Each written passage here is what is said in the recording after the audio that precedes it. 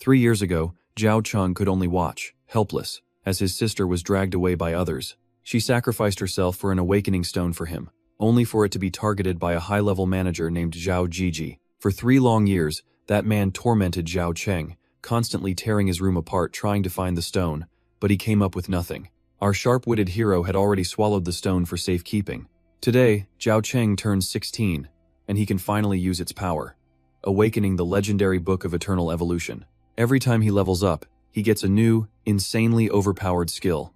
So the next day, he grabbed his best friend, Liu Zia, to go hunt some monsters. Liu Zia had to lay down the hard truth about just how difficult it is to get into a beast dungeon. It's not just the hundreds of item vouchers for the entry fee. The guards outside take a whopping 70% cut of the loot. This was no place for powerless guys like them.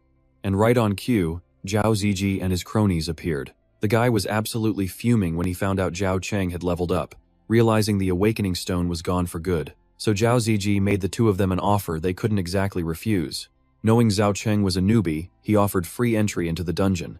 The catch? They had to hand over every single thing they found. Zhao Cheng knew this was a trap. They were being used as cannon fodder to scout ahead and gather resources.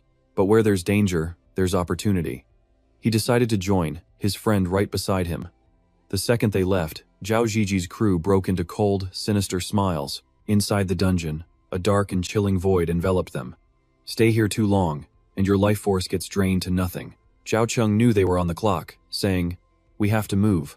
Now." Just then, a piercing, painful scream echoed from the distance. "Why is someone else here?" Liu Zia flinched. Zhao Cheng narrowed his eyes, quickly piecing it together.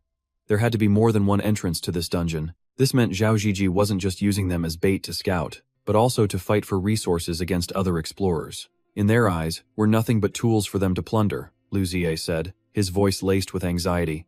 "Cheng, do you really want to go on? We could actually die."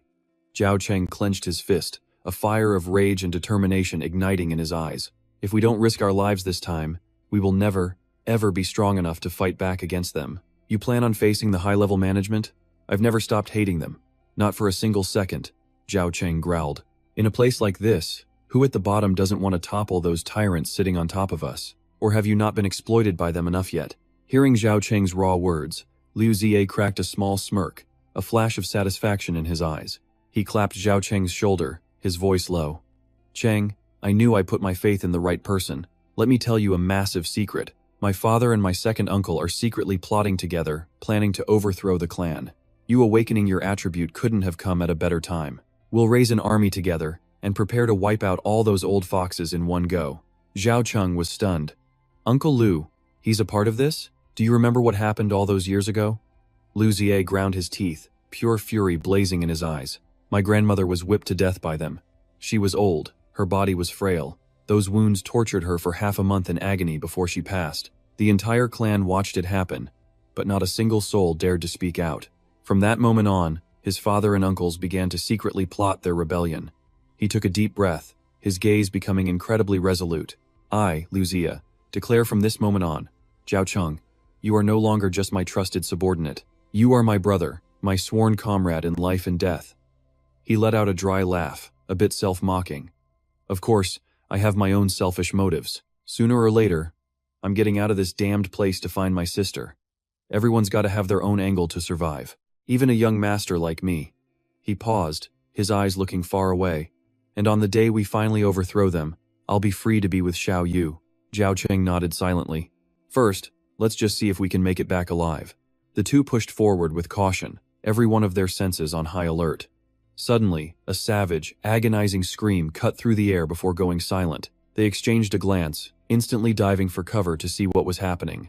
A grotesque creature emerged from the shadows. It resembled a wolf, but its body was bigger than even the most ferocious mutants outside. Its entire form was a slimy mass of rotting flesh, giving off a thick, nauseating stench of death. It looked like it could fall apart in a strong breeze, but it moved with an unmistakable, terrifying threat. In the center of its putrid chest, a bright red orb pulsed faintly like a blood clot. That had to be its fatal weak point. Zhao Cheng squinted. The familiar energy radiating from the orb immediately made him think of the awakening stone. Could this monster actually possess an attribute power? He muttered to himself. Beside him, Liu Zia couldn't help but shudder at the horrifying scene. But what shocked him more was Zhao Cheng's terrifying calm. This guy was an absolute monster.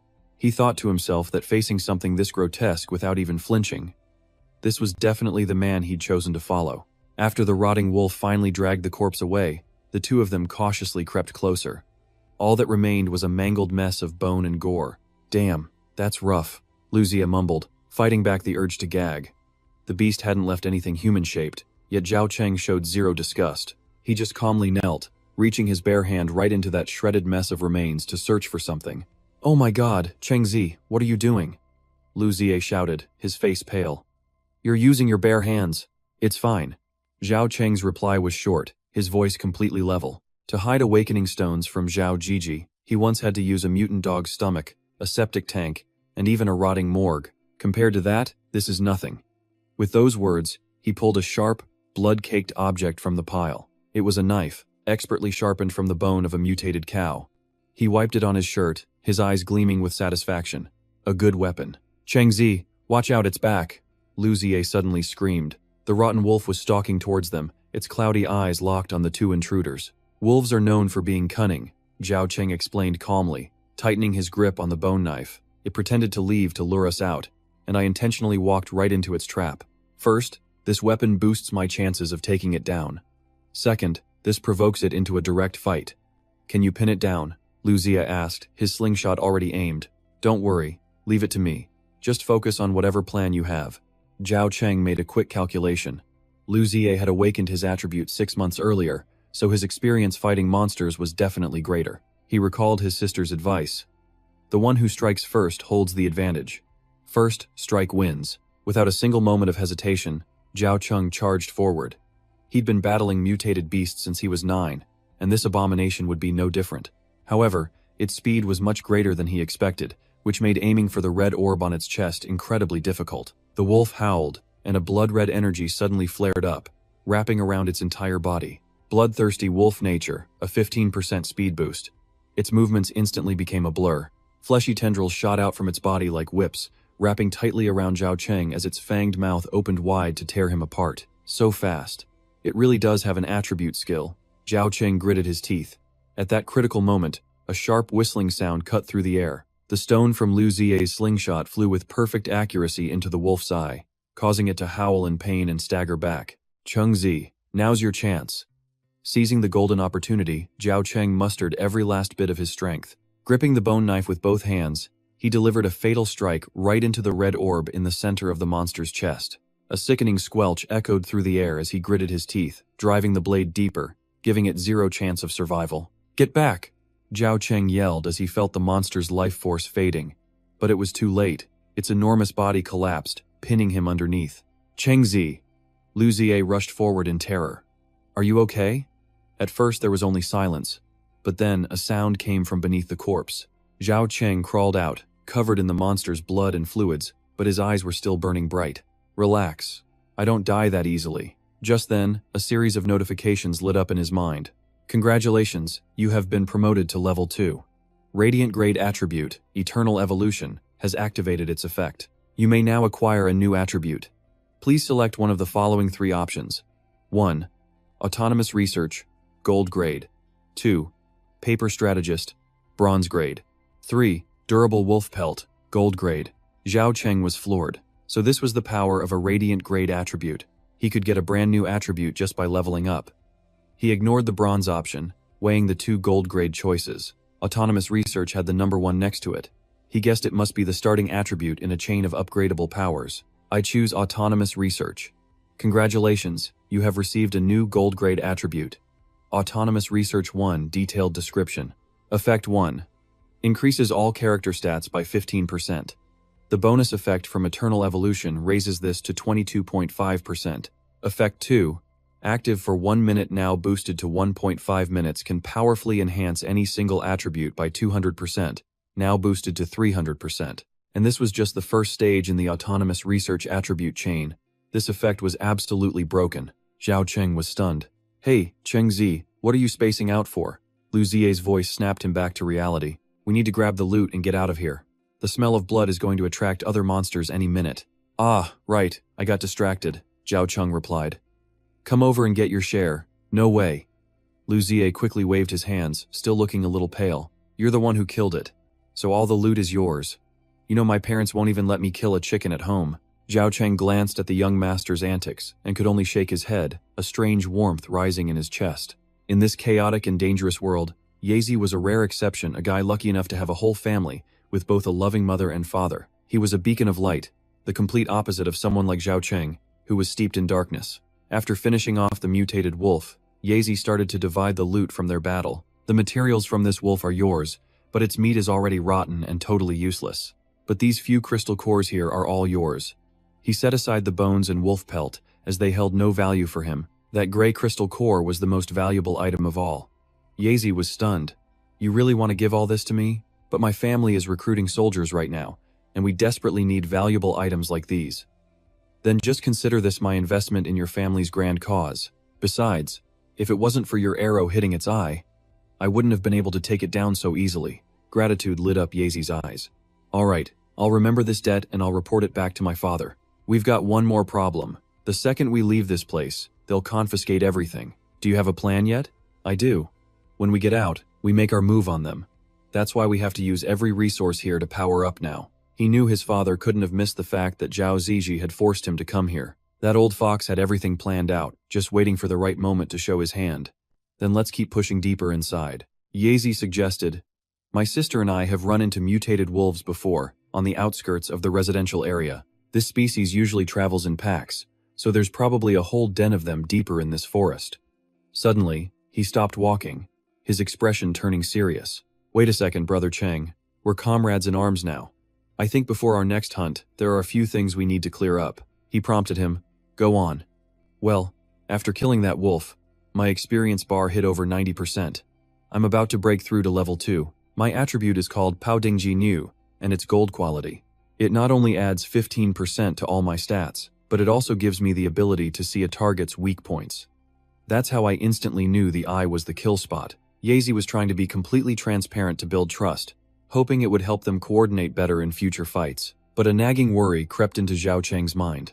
If he found out he possessed a radiant grade attribute, a 1 in 10,000 rarity, what would he possibly think? Would this genuine and simple friendship they had just formed even survive? After a moment of internal debate, he clenched his fist and decided to hide a part of the truth. My attribute is self-mastery. It increases all my stats by 15%, and it can temporarily surge the power of any single stat for a short time. This was technically a part of his ability, so it wasn't a complete lie. Hearing this, Yazi let out a huge sigh of relief, a bright smile returning to his face. Whew, I was worried you were hiding your true strength, and I was terrified your attribute was way better than mine. You scared me to death. Yazi laughed out loud, slapping him hard on the shoulder. Awesome, our attributes are the same tier. We were destined to be brothers. Come on, my good brother, let's go hunt some wolves together. Zhao Cheng could only force a tight, strained smile. He thought, I'm sorry, Yazi. When the time is right, I swear I'll tell you the whole truth. And with that, their battle for survival officially began, with their coordination growing more seamless by the minute, one attacking head-on while the other provided cover. The mutated wolves fell one after another. And just as he'd promised, Zhao Cheng gave every single crystal core to Yazi. Brother Cheng, are you sure you don't need any? Yazi asked, feeling a little guilty. I'm good. These wolf bones and pelts are enough to craft weapons and armor, or I can trade them for item vouchers. With that, Yazi stopped hesitating. I finally reached level 2, and my experience is over 70%. What about you? What level are you at? Level 4, with over 50% experience. Yazi was completely stunned by that answer, his eyes wide in absolute disbelief. How much? Say that again. I'm the one landing the killing blow every time. You're just providing support from a distance. That's probably why there's a gap in the experience we get. Zhao Cheng had fabricated a perfectly reasonable excuse. Damn it. So it's all because this young master can't get over his fear of blood and gore. Yazi mumbled, his face turning bright red. Maybe I should be the one to charge in next time? He immediately waved his hands dismissively. No, I'd rather be support for you, Brother Cheng. I like being the support the most. Seeing his friend's awkward expression, Zhao Cheng couldn't help but laugh. Yeah, that performance wasn't fooling anybody. The reason he was leveling up so fast was because at level 3, he had unlocked his second Radiant Grade attribute, Absolute Lead. Though it was the same quality as his Book of Eternal Evolution, its ability was slightly weaker, purely granting a 50% experience boost for killing dungeon monsters. However, when combined with the effect from the Book of Eternal Evolution, The total experience he received shot up to an insane 75%. It seemed that even among attributes of the same radiant grade, there was a very clear difference in power. Just then, an angry voice echoed from the distance. Lu Zhu, what do you think you're doing? Hey, that voice sounds really nice. Zia's eyes lit up. Could there be someone else around? But Zhao Cheng quickly stopped his curious friend. Don't cause trouble, let's go another way. But Zia was already lost in his own imagination. A voice that good must belong to a beauty. Let's just take a quick look. No. Leveling up is more important, and every second we stay here is dangerous. It'll drain our life force. Just as they were about to leave, another voice, this time a smug man's, rang out. My lady, if you take off your clothes right now, we can be gentle about this. But if you don't cooperate, don't blame me for using force. Ziye immediately shot his friend a look, a sly grin on his face. Hey, Cheng Zi. Looks like we've got a show. Zhao Cheng squinted towards the sound, thought for a moment, and then nodded. All right, a little peek won't hurt. In a clearing not far away, a young woman was surrounded. Her voice was as cold as ice. So, you set this all up from the very beginning. The man named Lu Zhu just sneered. Of course, for a nobody like me, a chance to get close to someone of your stature is once in a lifetime. As you can see, my ability is a poison attribute. Even level 5 awakened ones have died from it, let alone a brand new level 1 like yourself. He stepped closer, not bothering to hide the disgusting lust in his eyes. My lady, just give up quietly. I'm not that bad looking, you know. I'll be sure to treat you well from now on. Besides, you have to marry eventually, and I happen to need the status of being a high official son-in-law to advance my career. You and I, we're a match made in heaven. Zia breathed into his hand, whispering to his friend. You getting all this? This servant is trying to overthrow his master, forcing her hand to secure his position. It's a dirty and ruthless way to climb the ladder. After all, if a scandal like this gets out, her family's reputation would be completely ruined. Hey, why are you so quiet? Something this exciting is happening, and you've got nothing to say? A calculating glint flashed in Zhao Cheng's eyes. If all her guards have been taken care of, then we have an opportunity. An opportunity? Zia was stunned. Dude, are you seriously thinking of joining them? I never knew you had such intense tastes. Zhao Cheng shot him a razor-sharp glare. No. We let them fight until they're both exhausted. Then, we'll be the ones to clean up the battlefield. He analyzed. That girl isn't ordinary, but at such a low level, she doesn't stand a chance. We just need to wait for the right moment. It finally dawned on Zia, who looked at his friend with both shock and awe. Cheng Zi, you are one seriously cunning guy. Lu Zhu let out a savage roar, his poison-laced arm shooting towards the cornered woman like a viper. Lady Guan, he sneered, if you won't cooperate nicely, I'll just have to help you myself. Please don't blame this humble one for being rough. Faced with mortal danger, the young woman's eyes still held a look of fierce determination. Suddenly, she threw a handful of powder right in Lu Zhu's face. What the hell is this? He yelled, instinctively shutting his eyes. Seizing the precious moment, the girl turned and fled for her life. It's just a numbing powder. It won't hold him for long. She had to find a way out. If she could just escape this place, she'd be safe. Haha, you think a little paralysis powder can stop me? Liu Zhu's mocking voice echoed from behind her. My lady, since you refuse to cooperate, don't blame me for being cruel. As he spoke, he flicked his wrist, sending several sharp daggers flying through the air at terrifying speed. Two sickening thuds rang out. One dagger buried itself in her arm, another pierced through her calf. The searing pain made the girl collapse on the spot. Elsewhere, Zhao Cheng was explaining the rules of this world to Lu Zia, namely, the massive gap between levels. With each level up, all your physical functions are enhanced by about 30%. Liu Zia turned in shock. Cheng Zi, how do you know all this? I just figured it out, Zhao Cheng replied calmly. My reference point was that pack of rot wolves we just killed. Didn't you notice? When we were fighting the last few wolves, it felt a whole lot easier, didn't it? He was right. How did I never realize that Cheng Zi had such an incredible talent for combat? Liu Zia muttered to himself, his gaze full of admiration for his friend. Back at the confrontation, Lu Zhu slowly approached the woman writhing in pain on the ground. Don't you worry, my lady. He licked his lips, his voice dripping with sick desire. I promise I'll be as gentle as I possibly can. He leaned down, whispering right into her ear. Oh, and by the way, don't move around too much. The poison from my attribute has already entered your system. The more you struggle, the faster it will spread. Even if you take my body, you won't leave this place alive. The girl snarled through gritted teeth. The Guan family will never forgive a lowlife like you for daring to disgrace me. Ha ha. Liu Zhu burst out laughing. It seems my lady actually believed all my lies. I never had any intention of becoming part of the Guan family. All they wanted was to turn the clan's most pampered princess into a filthy commodity, just to destroy her family's name. Now, say goodbye to your innocence, Miss Guan, he sneered. But in this moment of pure desperation, the girl ripped the dagger from her own hand and with her last ounce of strength, lunged straight for Lu Zhu's throat. He was stunned. The pain and poison from his own weapon sent a violent tremor through his entire body. "You bitch! I gave you a chance and you spit on it, so just die," he roared, swinging to finish her. The girl closed her eyes, ready for the end. Just as Lu Zhu's blade came down, a figure shot in like a whirlwind. Zhao Cheng unleashed a thunderous kick, sending the scumbag flying. In that split second between life and death, the image of her rescuer's sharp features was burned into her mind forever. Lu Zhu was blasted 10 meters away, only stopping when he slammed into an ancient tree. Lu Jie ran up, his face filled with pure excitement. "Brother Cheng, that leap just now had to be your speed enhancement attribute, right?" "That was insane." Zhao Cheng awkwardly explained he had his reasons, but before he could finish, the woman couldn't hold on any longer, fainting in his arms. "How is she? Is she dead?" Lu Zai asked, worried. Zhao Cheng checked her pulse. She was still breathing. He figured it was the sudden release after being so tense, combined with the poison finally kicking in, that made her pass out. "But she's poisoned. I don't think she'll make it," Lu Zai sighed. "What a shame for a beauty like her." "She can't die," Zhao Cheng stated firmly. "She is an absolutely critical part of our plan to overthrow them. But she's poisoned, and we don't know the cure." "We don't," Zhao Cheng said with a smirk, his cold gaze shifting to the unconscious Lu Zhu. "But I bet he does." A little while later, Lu Zhu woke up to find he had been stripped of everything. He was left in nothing but his underwear. "Brother Cheng, you stripped him? Aren't you afraid his powerful backers will come for revenge? That girl already knows who he is. To his masters, he's a useless pawn now.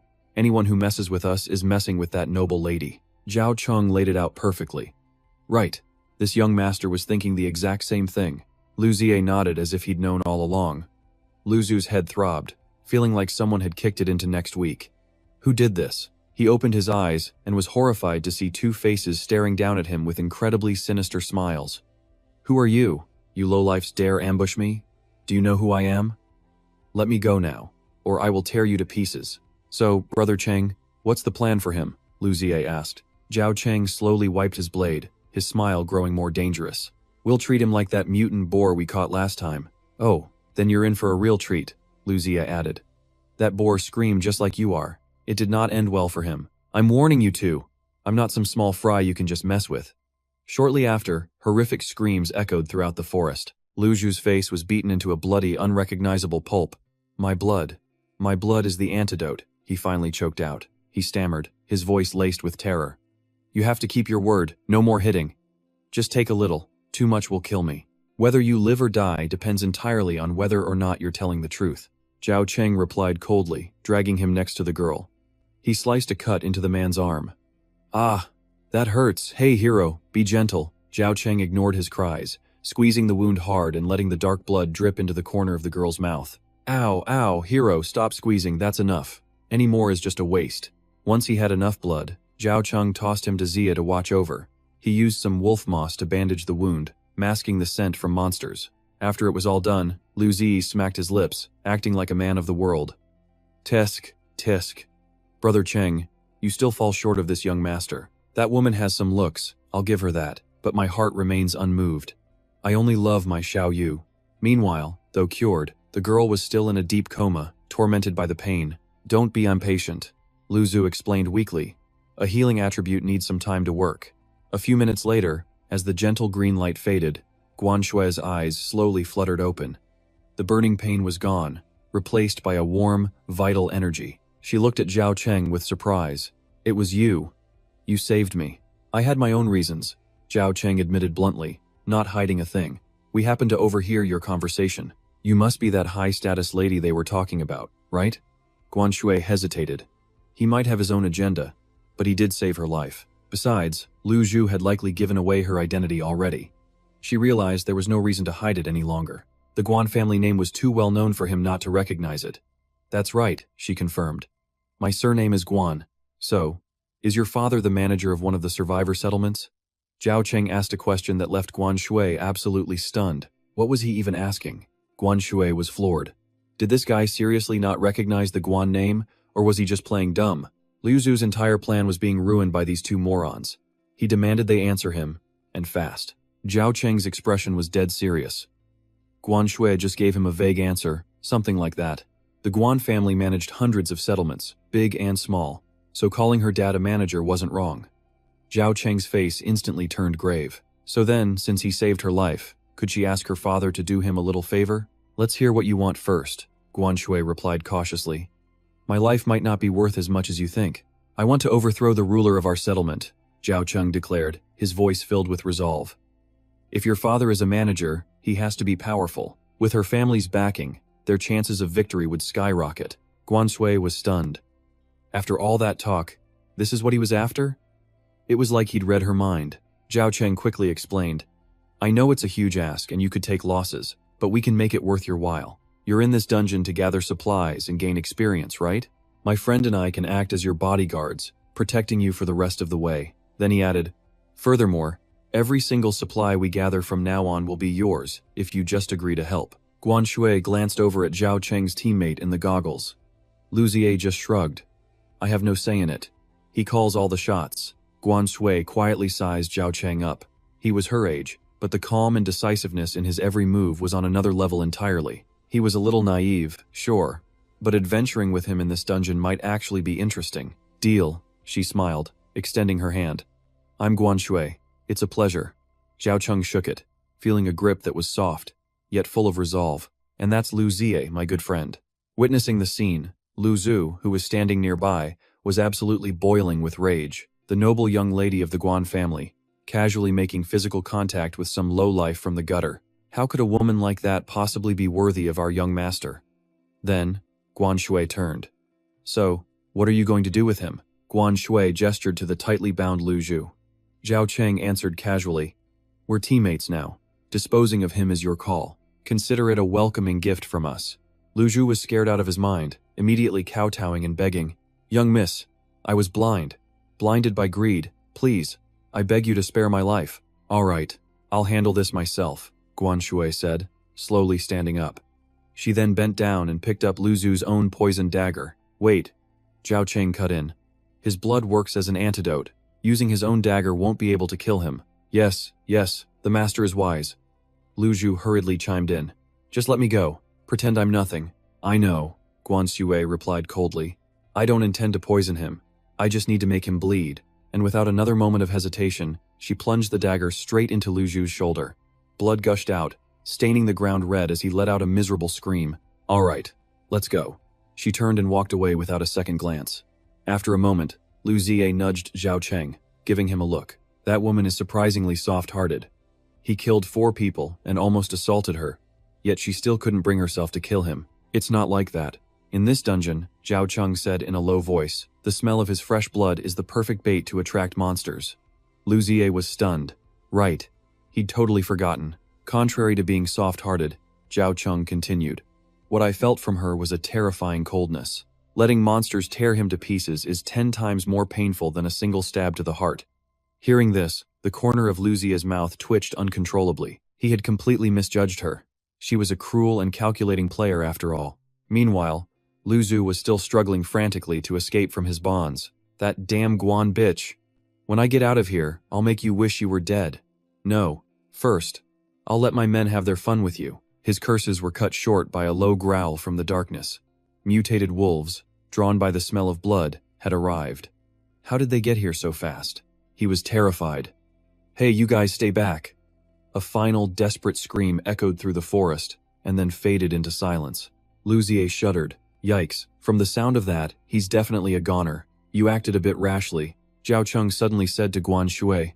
Keeping him alive could have led us to the mastermind. She replied, How very kind of you. Guan Shui smiled. But I don't have any grudges, and I've already figured out who's pulling the strings.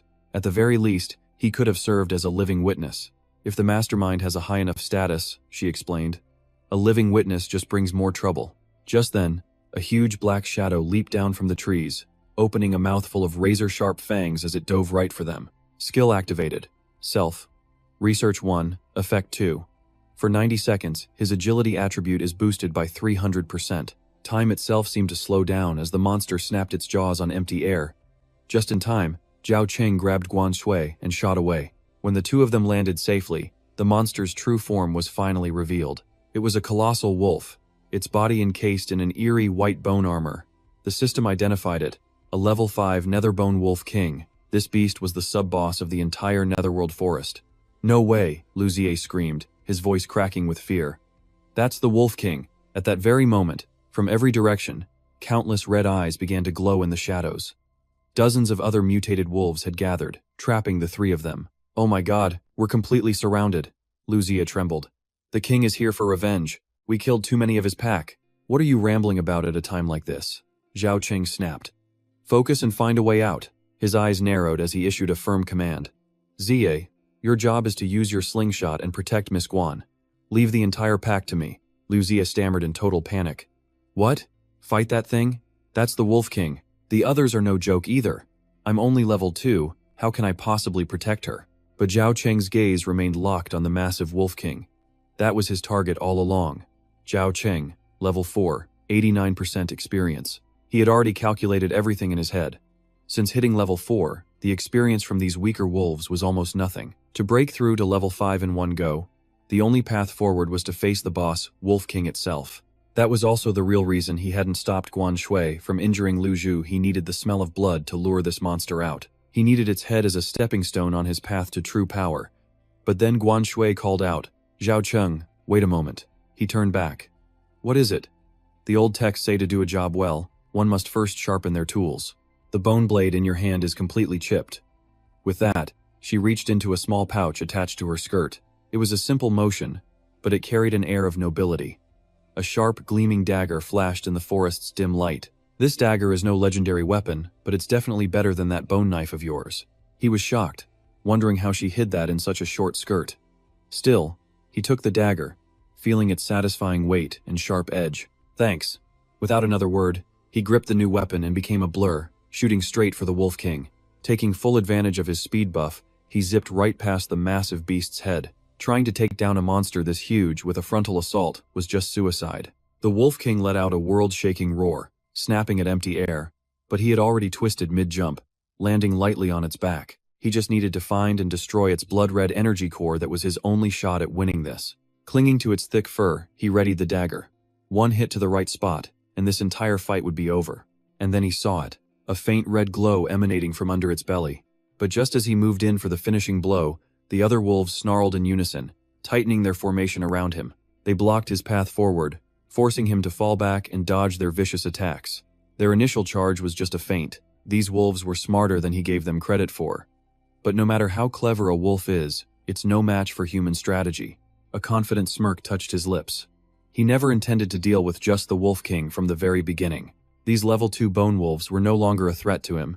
Activating his self-research skill, a torrent of power surged through his body. A system notification appeared. The gold tier self-research skill had been activated. All attributes increased by 15%. Then a resonance from his Eternal Evolution book kicked in, boosting the effect to 22.5%. The dagger in his hand carved a deadly arc through the air, easily slicing a Netherbone wolf in two. Simple tricks are a joke against absolute power. After finishing one off, he landed and shouted, "Ziye, coordinate with me." "Got it," Ziye instantly replied. He activated his butcher's art skill, his eyes glowing gold as he immediately spotted the pack's weak points. Stones shot from his slingshot with shocking accuracy, slamming directly into the fatal spots he could now see. With the enemies stunned, he lunged forward like a whirlwind, his blade striking at the red energy cores. Guan Shui watched, thinking to herself that their coordination was flawless. Honed through countless battles and perfectly in sync, she thought he was just another follower, but it was clear she had completely misjudged the man. The Wolf King let out a furious roar as a bloodthirsty aura exploded from its body. The system announced it had activated its bloodthirsty wolf instinct. At the same time, its speed shot up by 15%. This was it, the final move, but its target wasn't him. The giant beast turned and charged straight for the two weaker members in the back. Lu Ziye screamed as the Wolf King's massive jaw opened wide, ready to swallow them both whole. Crouching down, he roared, channeling all his power into his legs, and shot forward like an arrow. He knew one hit could finish it, but to be absolutely sure, he had to unleash everything. Flame enchantment. A system notification popped up, confirming the attribute's activation. The Karma Fire effect was applied to his weapon, dealing 30% fire damage and a 30% chance to inflict a burn that drains 3% max HP every 10 seconds. The blade in his hand erupted with crimson hellfire as he let out a roar, pouring every ounce of strength into the throw. The dagger became a blazing meteor, tearing through the night, carving a deep, scorched trench where it passed over the ground.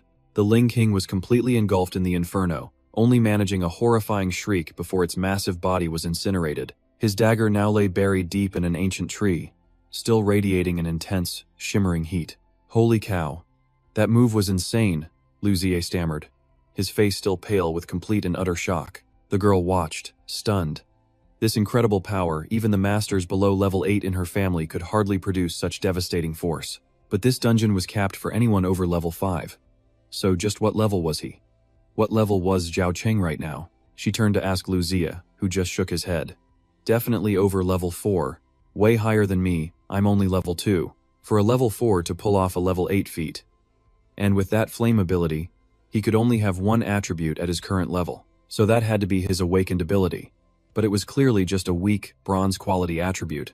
To wield such a weak skill with this much destructive power, she realized she might have just found the talent her father was always searching for. Leaving the other two to their amazement, Zhao Cheng allowed himself a small smile. It worked. Then, a system notification appeared. He had slain the Ling King and received a massive amount of experience. His absolute leadership skill activated, increasing the gain by 75%. A new alert popped up he'd reached level 5. The Book of Eternal Evolution had just opened a new page, its effect activating. He had acquired a new attribute, and now had to choose one from a list of 3 options. The Bloodthirsty Wolf Instinct attribute had a full description, probably since he'd seen it in action before. It was the safer, easier choice, but he knew attributes from the same system had far greater potential. He was willing to gamble. He chose Headshot Critical. The system confirmed his choice. He had received the new Bronze Tier attribute, Headshot Critical. The description was simple. After use, the next attack would be a guaranteed critical hit, with crit damage boosted by 150%. Thanks to his book, the cooldown was only 10 minutes. It was another combat skill, just like his flame enchantment. While the effect was straightforward, combining it with his other skills could create a devastating finisher at the perfect moment. He shook his head, pushing the strategies aside for now. The priority was skinning the Ling King and collecting all the loot. Zhao Cheng walked over to the tree, pulling his daggers from the trunk, when the girl asked, "What are you even collecting that stuff for? You can trade them for item vouchers, or use them to craft clothes and weapons," Zhao Cheng explained briefly while checking his blades. "In our settlement, these are all rare materials. But as we agreed," he added, "they belong to you now." The girl scoffed internally. Rare? These low-level monster claws? Back home, even the lowliest servant wouldn't give them a second glance. She couldn't help but wonder what kind of rundown settlement these two could have possibly come from. But immediately, her father's words echoed in her mind. Never look down on anyone. Every life in this world holds infinite potential. She suddenly realized just how right her father had been. Even in some tiny place she had never even heard of, a true genius like Zhao Cheng could still emerge. Just then, Zhao Cheng looked down at his arm. The gray streaks of death energy were spreading. "Looks like we're running out of time." He said it calmly, but Lu Ziye was not nearly as composed. "The death energy here is making my whole arm go numb. Zhao Cheng, you're an absolute beast. It's painful, it's numb, and my blood feels like it's turning to ice. And you just say you're a little numb? That's exactly why we need to hurry," Zhao Cheng replied. His gaze was firm. "Let's go. The higher my level gets, the better our chances are of taking them down. If you want EXP faster than just wandering around for mobs, there's a much better place," the girl interjected. Lu Ziye asked immediately, "A better place? Every dimensional dungeon has a boss," she explained. "Taking it down gives way more bonus experience than regular monsters. Plus, the boss's territory usually holds treasure, like high-grade crystals, legendary weapons, or powerful defensive gear. Boss hunting is tough," she finished, "but the rewards are unmatched." Lu Ziye suddenly paused. "Wait a second." He slapped his forehead. "Didn't we just take down a boss?" That huge Ling King had final boss written all over it. Lu Ziye, Zhao Cheng cut in calmly. She just made a point to emphasize the boss's territory. So that means the boss actually guards the treasure in a fixed spot, instead of just wandering around looking for a fight. "Oh, right. This young master remembers now." Lu Ziye scratches his head, trying to play it cool. "You didn't really need to explain it that much. Chengzi, this young master gets it." This friend of Zhao Cheng's is pretty interesting, But the real problem is, how do we find the boss? The clock is ticking, and they can't afford to waste any time.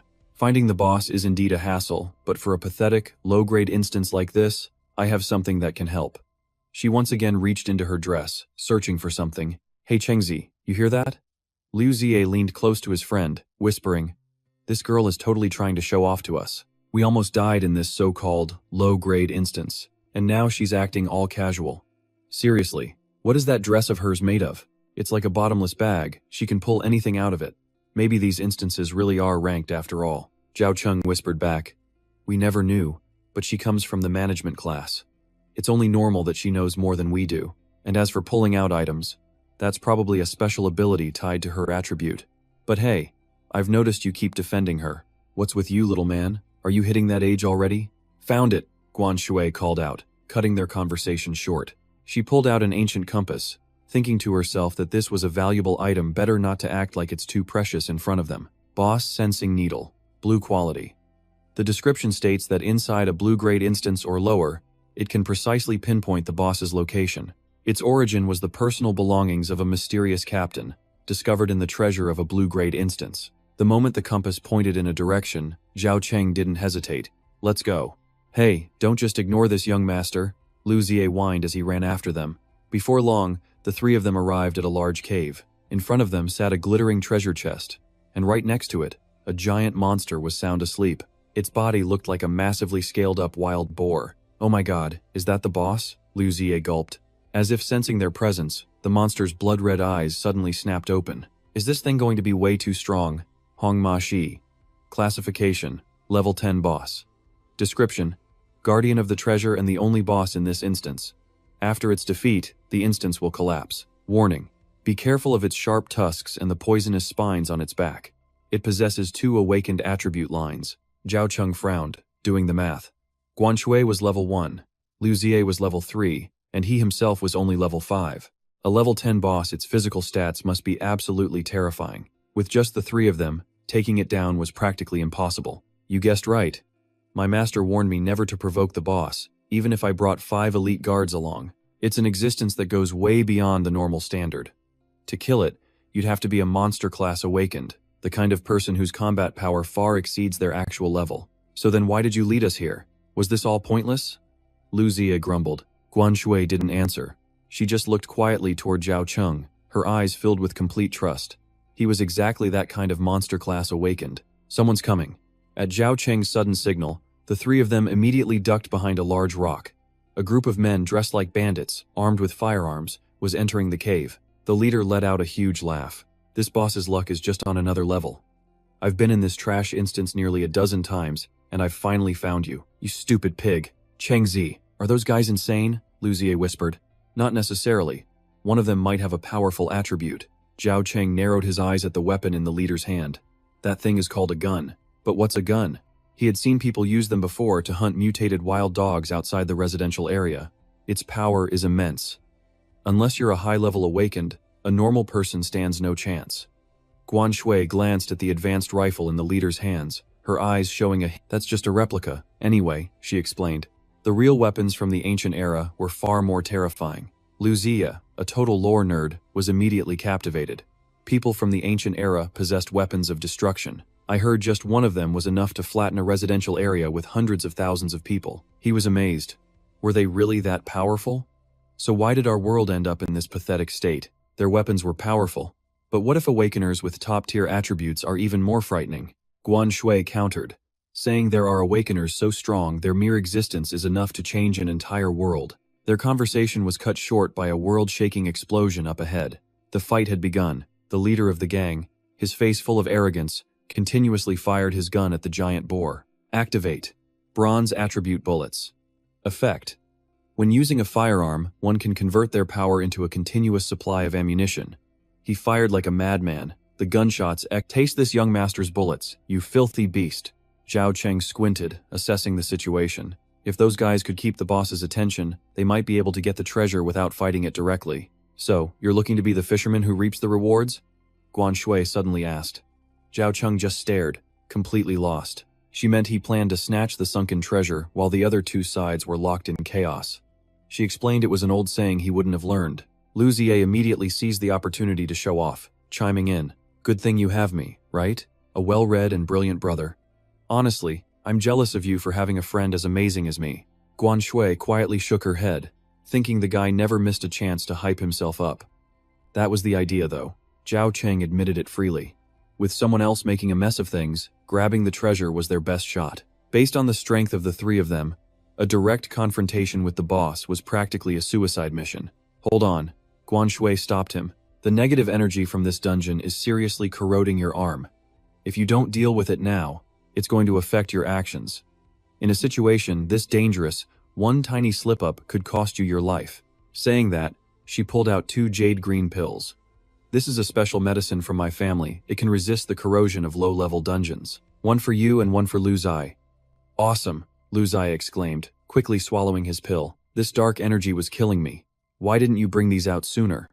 Zhao Cheng held the pill, hesitating, and asked, "Is this thing expensive?" He remembered what Zaya had said. Just the entrance fee for this dimensional dungeon was over 100 supply tickets, so a specially crafted pill like this one. What could its real value possibly be?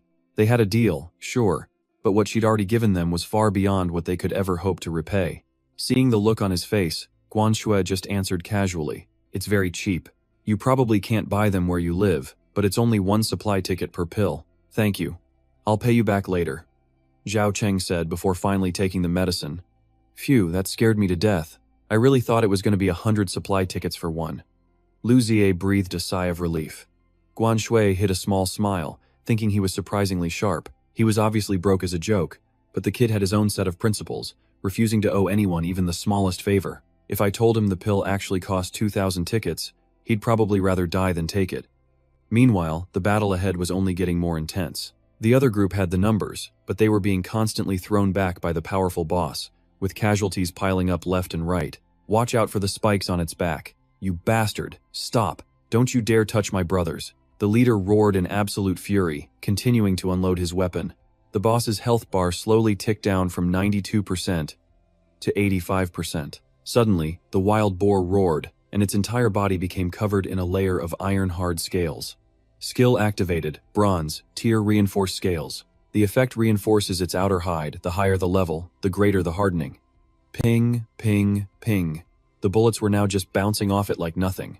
Damn it, I knew it. One of its attributes had to be a defense buff. This thing is a real pain to deal with. The leader gritted his teeth as the boar turned and charged straight for him. "Bring it on," he roared, showing no fear. "You think I'm scared of you? After I kill you, I still have to lead my brothers to a better life. Ha, what the hell is there to be afraid of? My brothers and I have crossed mountains of knives and seas of fire. You think we're scared of some dumb pig?" The remaining thugs immediately formed a human wall, shielding their boss. Skill activated. Bronze, tier iron wall. Effect: increases personal defense by 15%. A whole series of defensive skills triggered at once, forming an unbelievably solid shield. Before we fall, this beast won't lay a single finger on our boss. Witnessing this scene, Zhao Cheng couldn't help but be shocked. He originally thought they were just a disorganized mob, but now he saw that wasn't the case at all. That leader must have some real skill to inspire such a loyal group of followers. "But our job right now is this lock," he said, turning to the sunken treasure chest. Lu Ziye and Guan Shui were both stunned. "You even know how to pick locks?" "Of course Cheng Zi knows how," Lu Ziye said with pride. "When he was exploring the world outside the settlement, I heard he picked a ton of locks." "What does the outside world even look like?" Guan Shui asked curiously. "I rarely leave the settlement, and if I do, it's only to the designated safe zones," Lu Ziye answered. "But Cheng Zi once said, it's both a desolate ruin and a place bursting with fierce, untamed life." What kind of world did he really see out there? Guan Shui wondered. Her gaze complicated as she watched Zhao Cheng concentrate on picking the lock. "It's open. The structure is exactly the same as the locks in the outside world," Zhao Cheng exclaimed. "So what's actually hidden inside this thing?" But just as he lifted the lid, another terrifying explosion erupted from the battle. The wild boar let out an enraged roar. Its body began to radiate an incredible heat, and the ground around it started to crack apart. Skill activated. Bronze. Tier thermal conversion. Effect: consumes stamina. It converts its breath into a heat wave that can reach up to 140 degrees Celsius. Its health was now at just 41%, and its bloodshot, hate-filled eyes had turned and locked dead on to the three of them. "Well, this is bad," Zhao Cheng muttered. It was targeting them. The massive monster, burning like a fireball, went completely berserk and charged. He gripped his daggers, his eyes locked on the raging beast in front of him. It was coming, but suddenly, bullets from a distance slammed into the monster's thick hide, successfully catching its attention. He glanced back, completely stunned to see the soldiers of the Red Wolf squad. Men he thought were down, struggling to raise their guns. Weren't those guys already wiped out? A man covered in blood, likely the captain, roared at him. "Kid, you need to run. This thing is way out of your league. Don't get yourself killed for nothing." "My squad and I are done for. We're not getting out of this dungeon alive," another yelled. "So get lost, kid, and make sure you survive." Even the men dying on the ground tried to wave him off, their voices faint but filled with resolve. "Go on, kid. And don't you forget the Red Wolf squad saved you. Saving one more life before the end, that's our captain." But amidst the gunfire and defiant yells, he made the opposite choice. He launched himself straight at the monster, turning back just long enough to scream at his only companion. "Zaya, back me up. Damn it, if we run now, what kind of people are we?"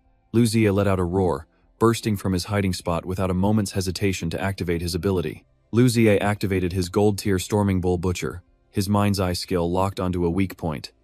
Cheng hit its rear end. The moment he got the order, he didn't hesitate, driving his blade straight into the wild boar's massive backside.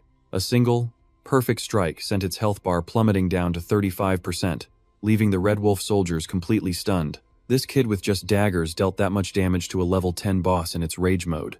Just who was he? The wild boar let out a scream of pure agony as its entire body began glowing red-hot, like a walking furnace. The Crimson Spike Boar activated its bronze-tier heat flow conversion, burning stamina to turn its breath into a 140-degree heat wave.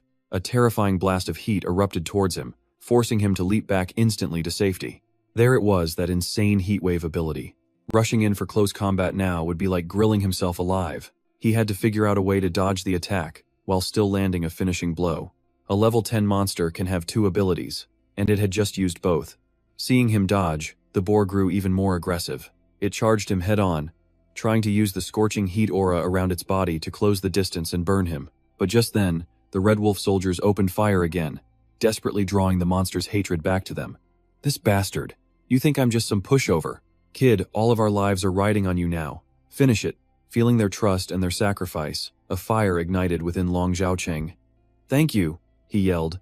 "I'll give it everything I have," he roared, unleashing every last bit of power. A system notification appeared. Self-developed speed boost activated, increasing speed by 300%. Activating flame enhancement, his weapon was now imbued with karmic fire, dealing bonus fire attribute damage. This gave him a 30% chance to burn the target, reducing its max health by 3% every 10 seconds. An effect boosted by the Book of Eternal Evolution. Its health was at 30%, while his was still a healthy 85. He activated every combat skill he had, pouring it all into one final strike. He and the beast, two opposing forces of fire and ice, charged straight at each other. Zia screamed. The weak point, Cheng.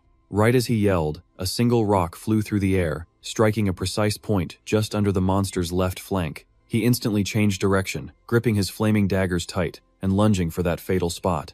Seizing the golden opportunity, he began his symphony of destruction. He slashed, and slashed, and slashed again.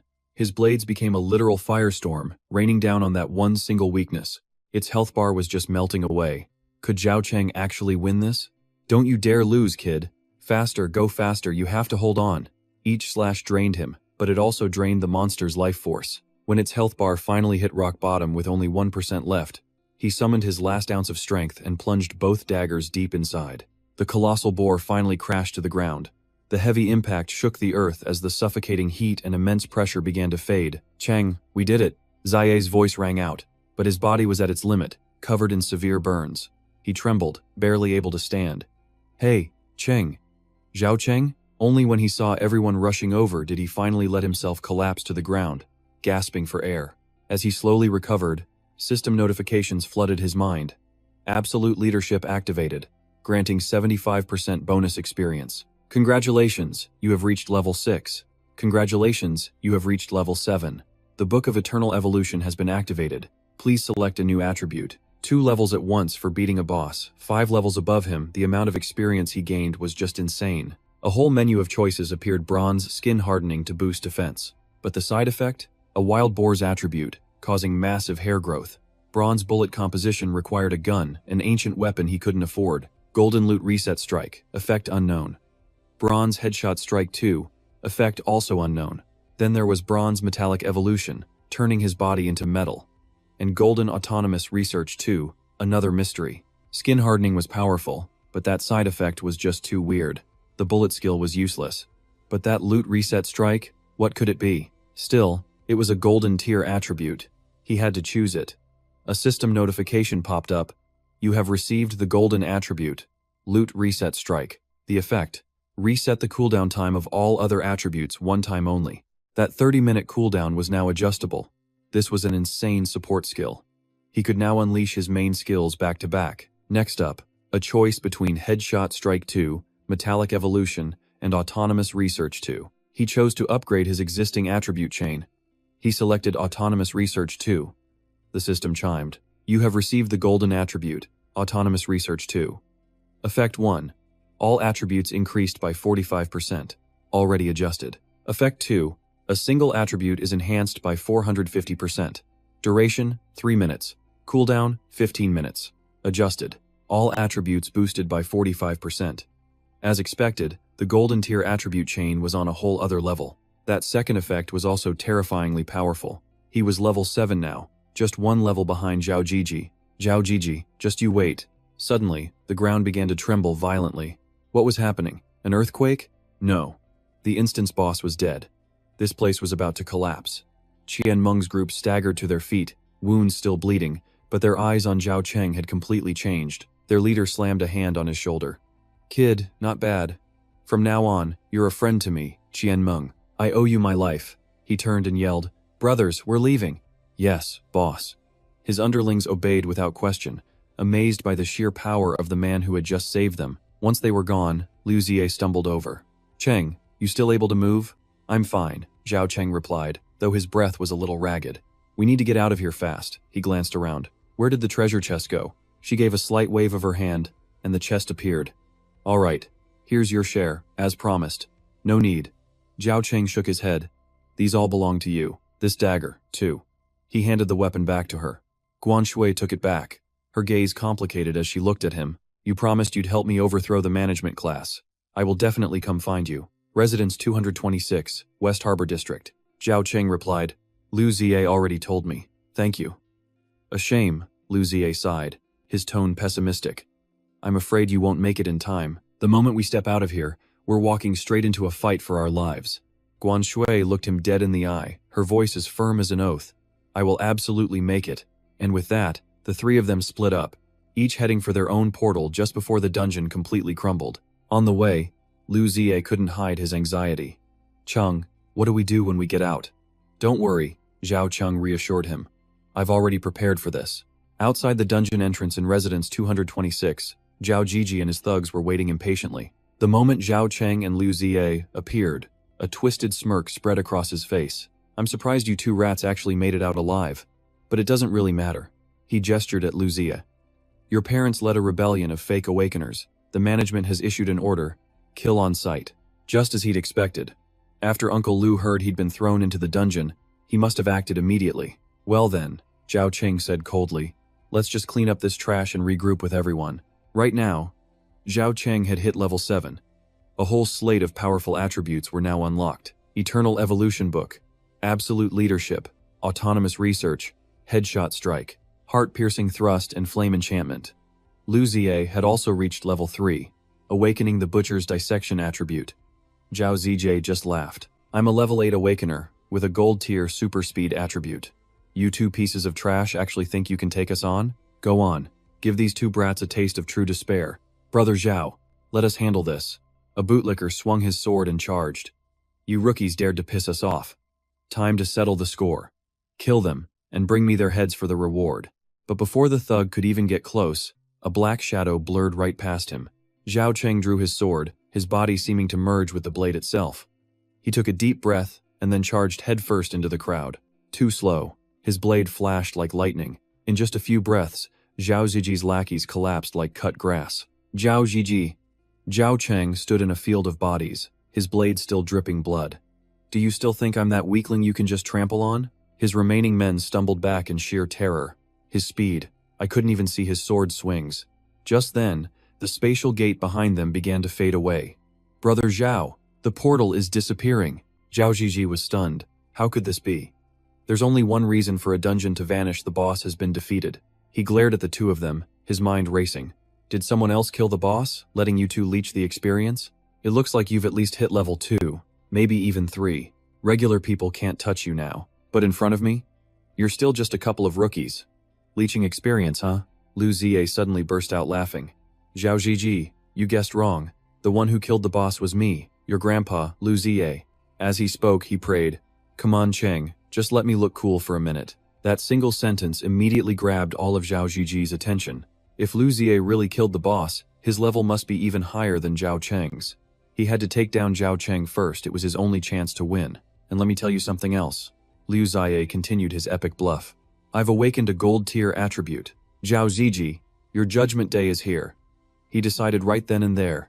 Kill Zhao Cheng first. Zhao Zhiji roared, unable to take the taunts any longer, and charged straight for Zhao Cheng. You two, hold him back. Yes, sir. The two goons reluctantly rushed towards Lu Ziye, cursing under their breath. Damn it.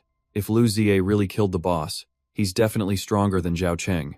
That bastard, Zhao Zhiji, only knows how to pick on the weak, sending his own men to die. But they never expected the master Lu Ziye to immediately turn and bolt. Cheng, he's all yours. Zhao Zhiji didn't care.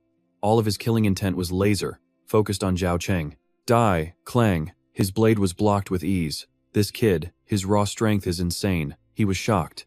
The murky fog forest is just a white tier dungeon. The max level shouldn't exceed 4.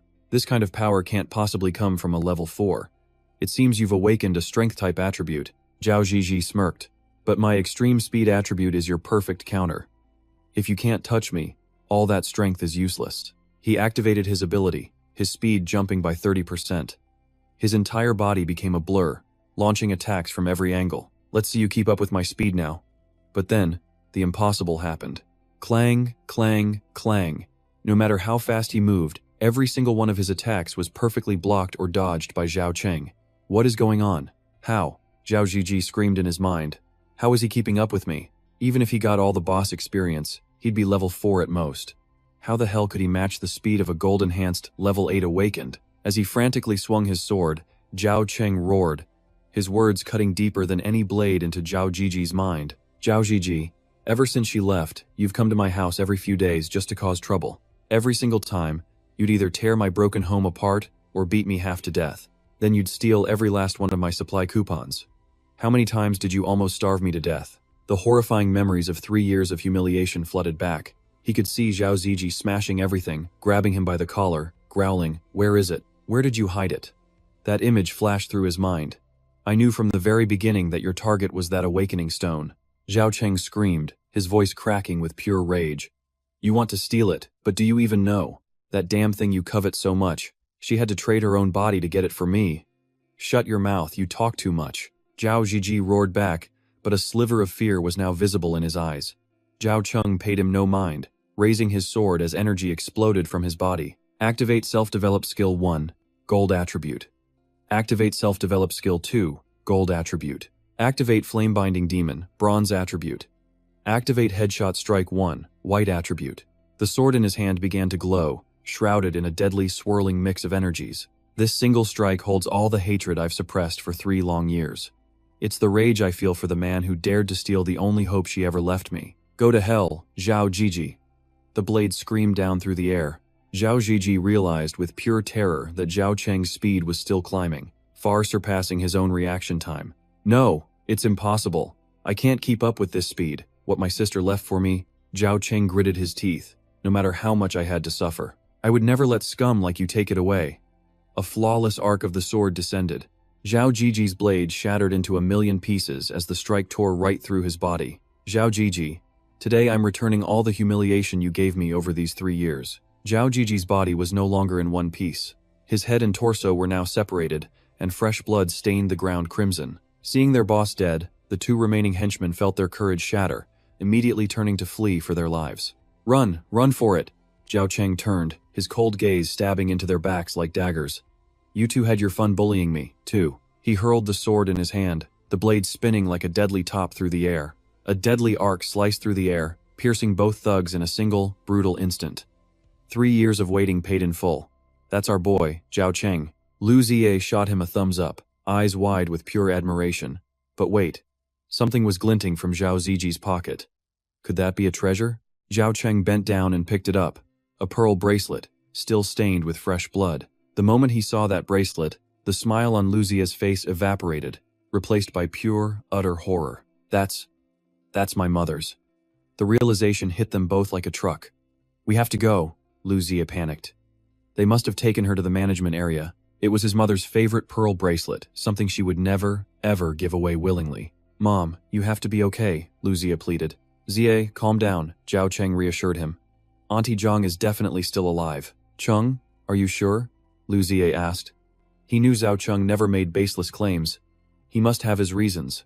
Lu Ziye tried to calm himself as his friend laid out the cold logic. Our settlement's population is sparse. Women are vital reproductive resources, Zhao Cheng explained, his voice devoid of any emotion. Besides, Auntie Zhang is a beautiful woman. Even if your father was captured, her life wouldn't be in immediate danger. Shut up, Lu Ziye snapped. That kind of analysis is just making things worse.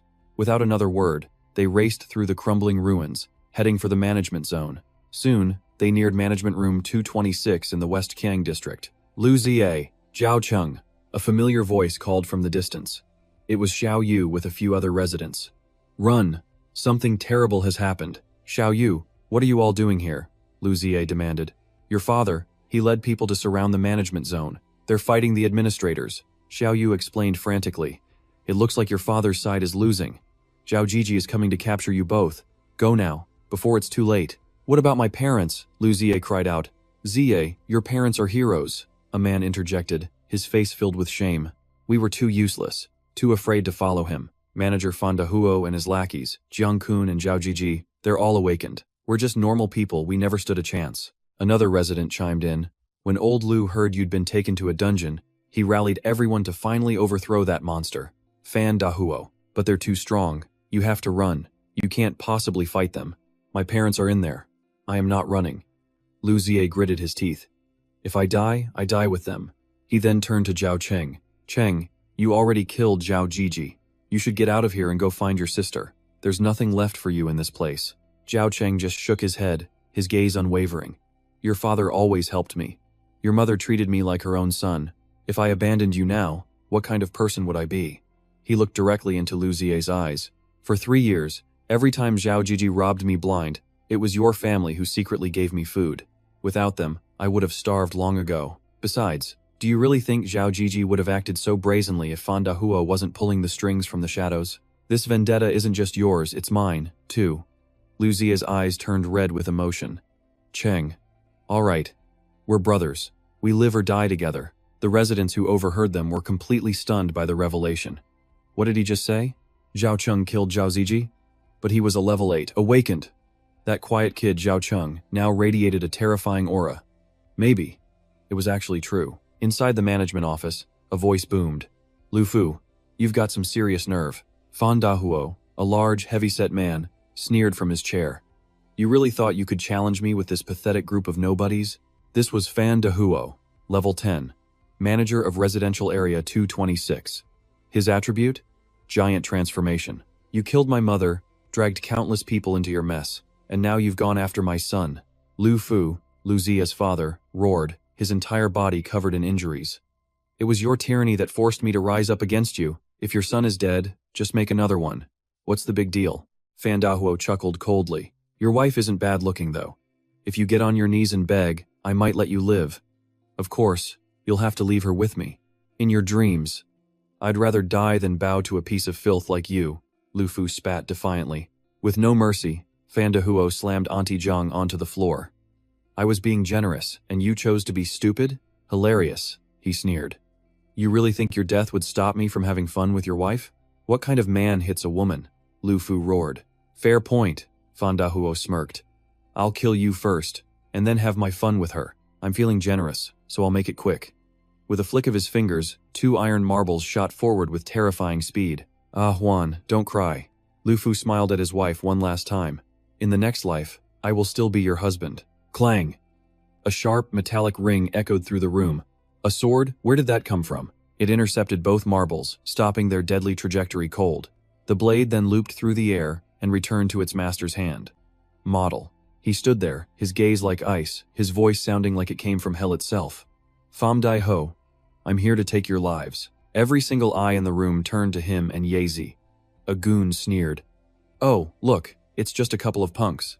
How did you two even make it out of the instance dungeon alive? Uncle Lu, Yazi's father, turned pale with shock and fear. Zhao Cheng, why are you here too? Get out of here! Run! No, Dad. Yazi stood beside him, defiantly raising his slingshot. We can't go. Cheng and I are here to save everyone. Instantly, he activated his attribute, his eyes flashing with a golden light as he focused on his target. His voice was sharp, filled with raw hatred. You dare touch my parents. I'll take all of your lives. The projectile flew like a lightning bolt, aimed directly at Pham Dai Ho. The man barely tilted his head and dodged it. At the same time, a henchman next to him swung a sword, shattering the bullet as he sneered. Just because you awakened some powers, you think you're the god of this world? But the shattered bullet wasn't the end. A thick cloud of smoke suddenly billowed out, obscuring everyone's vision. A smoke grenade? It's a feint, a diversion. Don't let them rescue those other awakeners. From inside the smoke, he lunged out like a phantom, his blade aimed straight at the man who had just spoken. Your opponent is me. The man looked at him, his expression still smug and relaxed. To catch the bandits, you have to catch the king first. He thought that just by killing the leader, this would all be over. Want to be my opponent? You're not even qualified. But just as his blade was about to connect, another dark figure appeared, blocking his attack in a flash of movement. The force of the impact was so strong it knocked him back several steps, faster and stronger than Zhao Jiji. It was Jiang Kun, the most effective henchman, the ace that Pham Dai Ho always trusted. Level 9 Jiang Kun, title, Mad Dog. His attribute was golden, 3 men make a crowd. It split him into 2 clones, each possessing 70% of the original's power, all linked by one mind. In the entire residential area, his brutal reputation was even more terrifying than his boss, Pham Dai Ho. He was the one who carried out every crime, the blood-soaked blade of this tyrannical regime. Countless people had been crippled by him, countless lives ended by his sword. Everyone here had given him a gruesome nickname that fit perfectly, the Mad Dog. Because once he bit down on you, he was guaranteed to tear off a chunk of flesh. Their 2 swords clashed, sending sparks flying. I'm surprised you could block my attack. Who are you? Jiang Kun asked, narrowing his eyes. You don't need to know. His reply was cold. Because soon enough, you'll be just like Zhao Jiji, a corpse at my feet. The man just smirked. I know who you are. You're Zhao Cheng, the piece of trash who sold his own sister for an awakening stone. Zhao Jiji mentioned you. Too bad he couldn't find the stone you traded your sister's purity for. A storm of rage erupted in his chest. System notification. Activating flame enchantment, bronze. Activating critical headshot strike. The bronze sword in his hand erupted in angry flames. What's wrong? Angry now? Did I strike a nerve? The man continued to provoke him. He didn't say a word, simply lunging forward, turning his body into a flaming arrow. This kid! Jiang Kun was inwardly shocked as he parried the blow. The rhythm of his attacks hadn't changed at all, proving that the taunts weren't getting to him. In fact, now that he'd activated his ability, I was the one having trouble defending. For a kid of only 15 or 16, his mindset was dangerously mature. He absolutely couldn't be allowed to get any stronger. Jiang Kun roared, activating his own power. From his body, 2 other clones split off, both possessing 70% of the original's strength. Kill him. The 3 of them charged forward at once. So this is his ability? It's bizarre, he thought, parrying the blows while analyzing them. Just then, Yezi's voice rang out. Cheng, I saved my dad and the uncles. Hang in there, Yezi, he shouted back. Kill Pham Dai Ho first. Save Uncle Zhang and everyone else. I can handle this guy by myself. So your real goal was to rescue those awakeners, huh? Jiang Kun's voice dripped with mockery. But do you really think we're stupid enough to let you pull that off so easily? Cheng, this is bad. Yezi's voice turned to panic. My dad and the uncles are all coughing up blood. They've been poisoned. These bastards poisoned them. I knew it. He gritted his teeth. Pham Dai Ho burst out laughing, his face a mask of absolute triumph. Did you really think I'm some kind of idiot? I've seen plenty of so-called geniuses like you over the years. From the moment you two stepped into that dungeon, I predicted this would happen. Zhao Jiji was just a pawn to test your true strength. He turned to Jiang Kun. Kun, I told you that Zhao Kid had some skills. Do you believe me now? Tell your clone to come back. I have a few things to say to it. Yes, boss. One of Jiang Kun's clones disappeared as the main body walked toward Pham Dai Ho. Zhao Cheng. Pham Dai Ho looked at him. You're a decent man. The Liu family's business has nothing to do with you. Put down your weapon now. And from this day on, Zhao Jiji's position will be yours. This really has nothing to do with Cheng, Yazi thought. Our plan was to save Dad and the others to create a balance of power, but now they've just become a burden. Forcing Zhao Cheng to their side was just a death sentence for him anyway. Liu's son weakly grabbed Zie's hand, pleading with him not to drag Zhao Cheng into this mess. It was a Liu family problem. Father, I know what to do. Liu Zie turned to his friend, his eyes welling with tears. Zhao Cheng, put down your weapon. It's not worth dying for my family. You'll always be my brother. Lower your blade, it's the best choice you have. Jiang Kun just sneered. This kid was an apocalypse survivor. He knew exactly how to choose. If you want to live, you bow your head and become someone's dog. But Zhao Cheng just laughed, a laugh filled with pure contempt. Liu Zie, what the hell are you even saying? He roared. Betraying my brother, turning on a benefactor, that's something I, Zhao Cheng, could never do. He yelled that he was never taught to live like a dog. If he just killed every last one of these scumbags, they could all survive this. With that, he turned, his flaming blade pointing directly at Pham Dai Ho. Zie stared blankly at his friend's resolute back. So, he's just a damn fool, Pham Dai Ho growled. Let's just take him out together then. Jiang Kun stepped forward, his blade flashing. He promised Brother Hu he would personally take the guy's head as a souvenir. His eyes were filled with killing intent. This time, you're dead for sure. What a coincidence, Zhao Cheng shot back, a cold smirk playing on his lips. I was thinking the same thing. And instantly, he activated his custom-made skill, Explosive Head Strike. The skill's effect was a massive 300% power boost that lasted for 90 seconds. A wave of violent energy erupted from Zhao Cheng's body. He poured power into his legs, the ground cracking beneath him as he launched himself like a cannonball, straight for Jiang Kun. Feeling that sudden, violent surge of power, Jiang Kun was completely shocked and scrambled to raise his sword to defend himself. Clang! The shriek of steel on steel was deafening. Jiang Kun was thrown back several steps, his arms completely numb, unable to believe what just happened. How did this kid's power just triple? He was completely overwhelmed, utterly outmatched by this surge in raw strength. His mind raced frantically. Wasn't his special ability just the flame-wreathed sword? What was this? Was that all just a bluff? Was this insane power boost his real trump card all along? The cunning little bastard. Jiang Kun gritted his teeth. The kid had intentionally used a feint to deceive him, saving his real power for the perfect moment to land a finishing blow. But then he let out a grim laugh. He still had 2 clones for backup. Even with this power-up, the kid was no match for him. And right on cue, the 2 clones slashed at him from both sides. Caught in a pincer attack, Zhao Cheng was forced to leap into the air to evade. This clone ability was way too annoying, he cursed silently. If it was just one-on-one, this would be easy. Seeing Zhao Cheng helpless in midair, Jiang Kun's goons behind him saw their golden opportunity. They took aim, ready to shoot him down. He was a sitting duck up there, with no way to dodge. A volley of crossbow bolts shot through the air, aimed right at Zhao Cheng.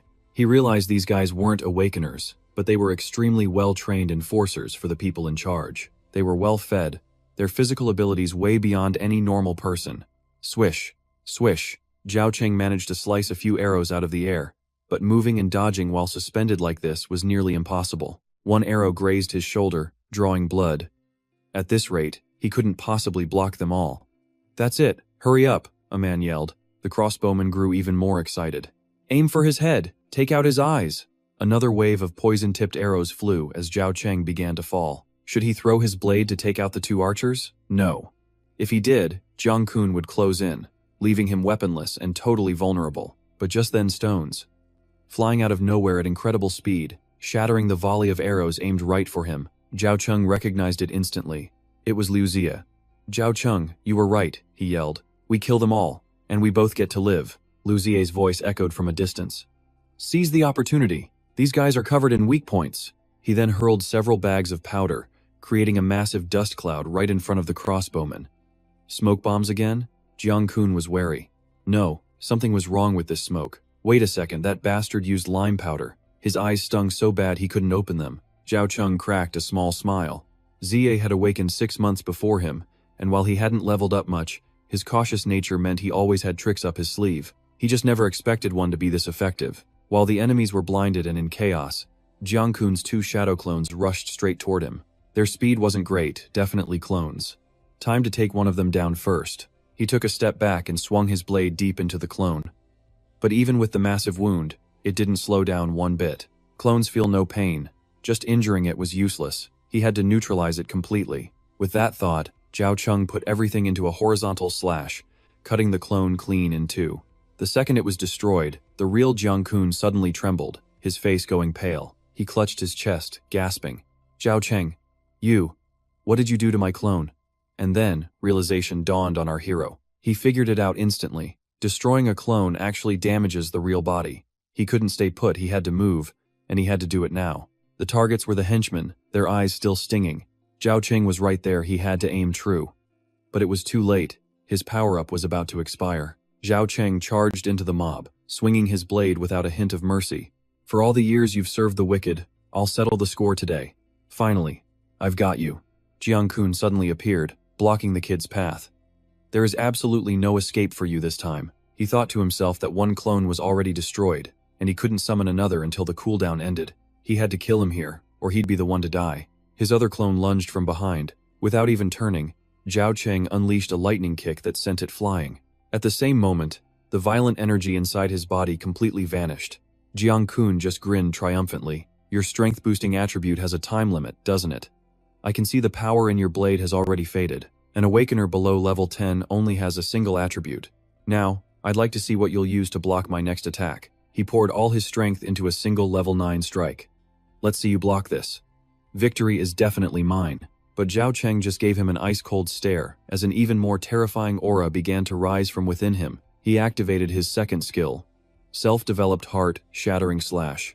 Its effect? A 450% power boost for 3 minutes. A storm of violent energy erupted from Zhao Cheng's body, channeling directly into his sword. Crack! Jiang Kun's sword shattered like glass. He stared in horror as the fragments rained down. How could this be? His power was even more monstrous than before. My turn now. Let's see if you can block this one. Zhao Cheng's voice was like ice, echoing across the battlefield. He channeled all his might, unleashing a single finishing blow. The blade drew a perfect arc, slicing through Jiang Kun's real body and all his phantom clones. It seems you couldn't block it after all. A crimson mist of blood exploded in a gruesome display. As the dust settled, only a mangled corpse remained. Lu Fu, Ye Zi's father, coughed hard, blood trickling from the corner of his mouth. He actually did it. When did that kid grow up to be this strong? Boss, one of his men whispered, your juniors are incredible. Maybe we'll actually be saved today. Amidst the scene, Fan Dehuo sat perched on a chair, clapping sarcastically. Not bad. So you even managed to kill Jiang Kun, huh? Zhao Cheng walked slowly toward him, his blood-soaked sword dragging on the ground, leaving a horrifying trail. Next, it's your turn. He spoke each word like a death sentence. For all the crimes you've committed in this residential area over the years, it's time to pay the price. Crimes! Fan Dehuo burst out laughing. After that old geezer died, I became the manager here. Sure, plenty of people died, but plenty of new people moved in too. If you think about it, I'm a hero to this slum, aren't I? He furiously kicked An Zhang, who was lying unconscious on the ground. Besides, if it weren't for my fearsome reputation, this woman would have been snatched by dogs from other areas long ago. Fan Dehuo, you scum, don't you dare touch my mother, Lu Ziye roared, raising his slingshot and firing an energy-laced stone straight at Fan Dehuo's head. Thwack! He effortlessly caught the stone with his bare hand. Trying to blow my head off? With your pathetic little scratches, you're not even close to qualified. Lu Ziye was stunned. He caught his stone barehanded, a shot infused with an effect that exposes weak points, something even a holy sun would struggle to block. And yet, he blocked it. Fan Dehuo sneered. Let me teach you a little lesson. Let me show you what real power is. He threw the stone back. It flew like a bullet, its raw power tearing through the air with a piercing whistle. In that split second, Zhao Cheng appeared, shattering the stone with his sword. Ye Zi, use a smoke grenade to blind him. He's a level 10 Awakener or higher. To win, we have to use every trick we've got. Lu Ziye quickly loaded a smoke grenade, but before he could fire, a massive shadow descended upon him. Fan Dehuo's target was Lu Ziye. He slammed his head into the ground with one hand, cracking the concrete pavement beneath. How can I let a pest like you interfere with a duel between the strong? Ye Zi. Horrified, Zhao Cheng instantly rushed forward, slashing at Fan Dehuo's back, but the giant simply turned, blocking the blade with one hand. Clang! Zhao Cheng felt a terrifying shockwave travel up his arm, making it tremble uncontrollably. His strength is unbelievable. So this is why Jiang Kun was killed so easily. But my level can't be higher than 8. Is this truly the difference in levels? His strength surpasses even that boar boss. This is the complete physical transformation that happens after level 10. You've killed Jiang Kun and Zhao Zhiji. Shouldn't your anger be settled by now? Fan Dehuo suddenly made an offer. Join me, and I'll make you my equal. In just a few more days, I'll give you a life you've never even dared to dream of. Absolutely not, Zhao Cheng screamed right in his face. How many people did you kill? The population may be the same, but the newcomers are all scum just like you. They're your dogs oppressing, stealing, committing every evil. I will never, ever sink to your disgusting level. Trying to play the hero? Fan Dehao just scoffs. Fine by me, I'll be happy to send you to your grave. An incredible pressure explodes from his body. The apocalypse isn't a game, kid. It's cruel. Without my iron-fisted rule, this entire settlement would have been devoured by others a long time ago. He activates Giant Body Transformation, a gold-tier attribute. His health and defense spike by 50% as his body swells to monstrous size. His muscles bulge like solid steel. And that's just his first attribute? Unbelievable. Gritting his teeth, Zhao Cheng activates Flame-Binding Demon, and his own sword instantly erupts in fire. I protect you, useless weaklings, and all you have to do is pay up with some supplies. It's a fair deal, Fan Dehao roars, as a painful memory flashes in his mind. Dad, you're hurt again from fighting the bad guys. It's not a wound, son. It's a medal for protecting everyone. His father was the settlement's hero, but all he remembers is that hero dying, covered in wounds, on a hospital bed. A hero? He laughs, the sound full of bitterness. A hero who died a miserable death right in front of him. What a joke. No rewards, just a bunch of meaningless thank yous. That wasn't a medal, it was a mark of stupidity. Only an idiot like my father would protect a bunch of freeloaders, wanting to be their hero. So you want to be a hero too? He lunges toward Zhao Cheng, his massive, stone-like fist crashing down with incredible force. I hate self-righteous heroes like you more than anything. Go be a hero in hell. Zhao Cheng crosses his arms, bracing for the impact. Bam! The strength is the same. It seems his first attribute only boosts his defense, not his power.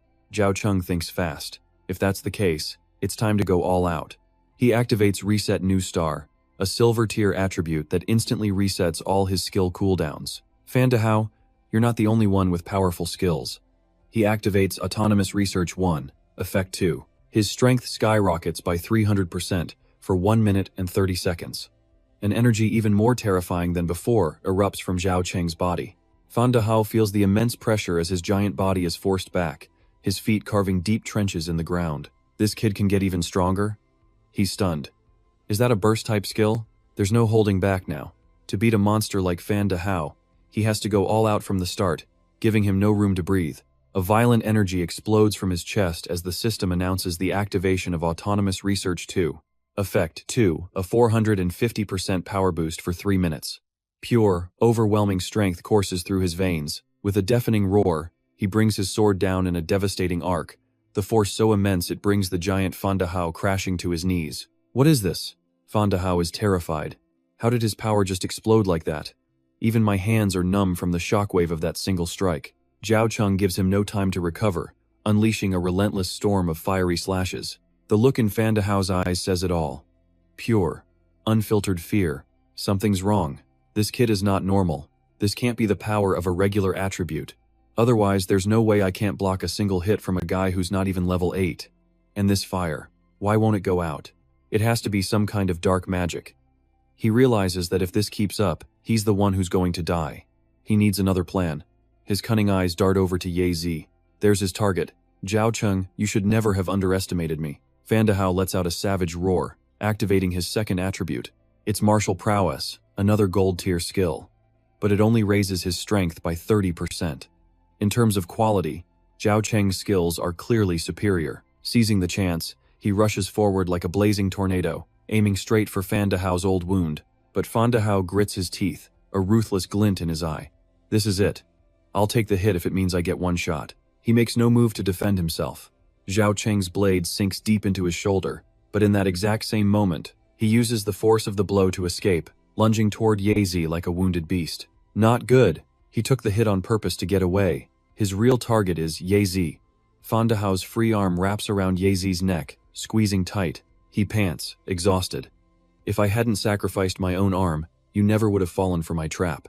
Zhao Cheng, drop your sword, or I will snap his neck right now. Fan Dahao, you're even more despicable than I thought. He roars, the fury inside him burning hotter than the flames on his blade. Despicable? Fan Dahao sneers, his face twisted in pain. In this broken world, the only thing that matters is survival. Now drop the sword, or I'll crush his throat. Zhao Cheng freezes, his mind racing. If he drops the sword and his power-up expires, he's a dead man. But if he doesn't throw it down, Ye Zi dies. What could he possibly do? Just then, Ye Zi's father, Uncle Lu, clutched his wound and growled, Fan Dahao, do you know why we finally fought back after all these years of your abuse? Indebted to my father? Fan Dahao roared. That's right, Uncle Lu said, his voice filled with reverence. He was the hero of this entire settlement. Years ago, he sacrificed his own life to stop a tragedy, protecting them all from the raids of District 119.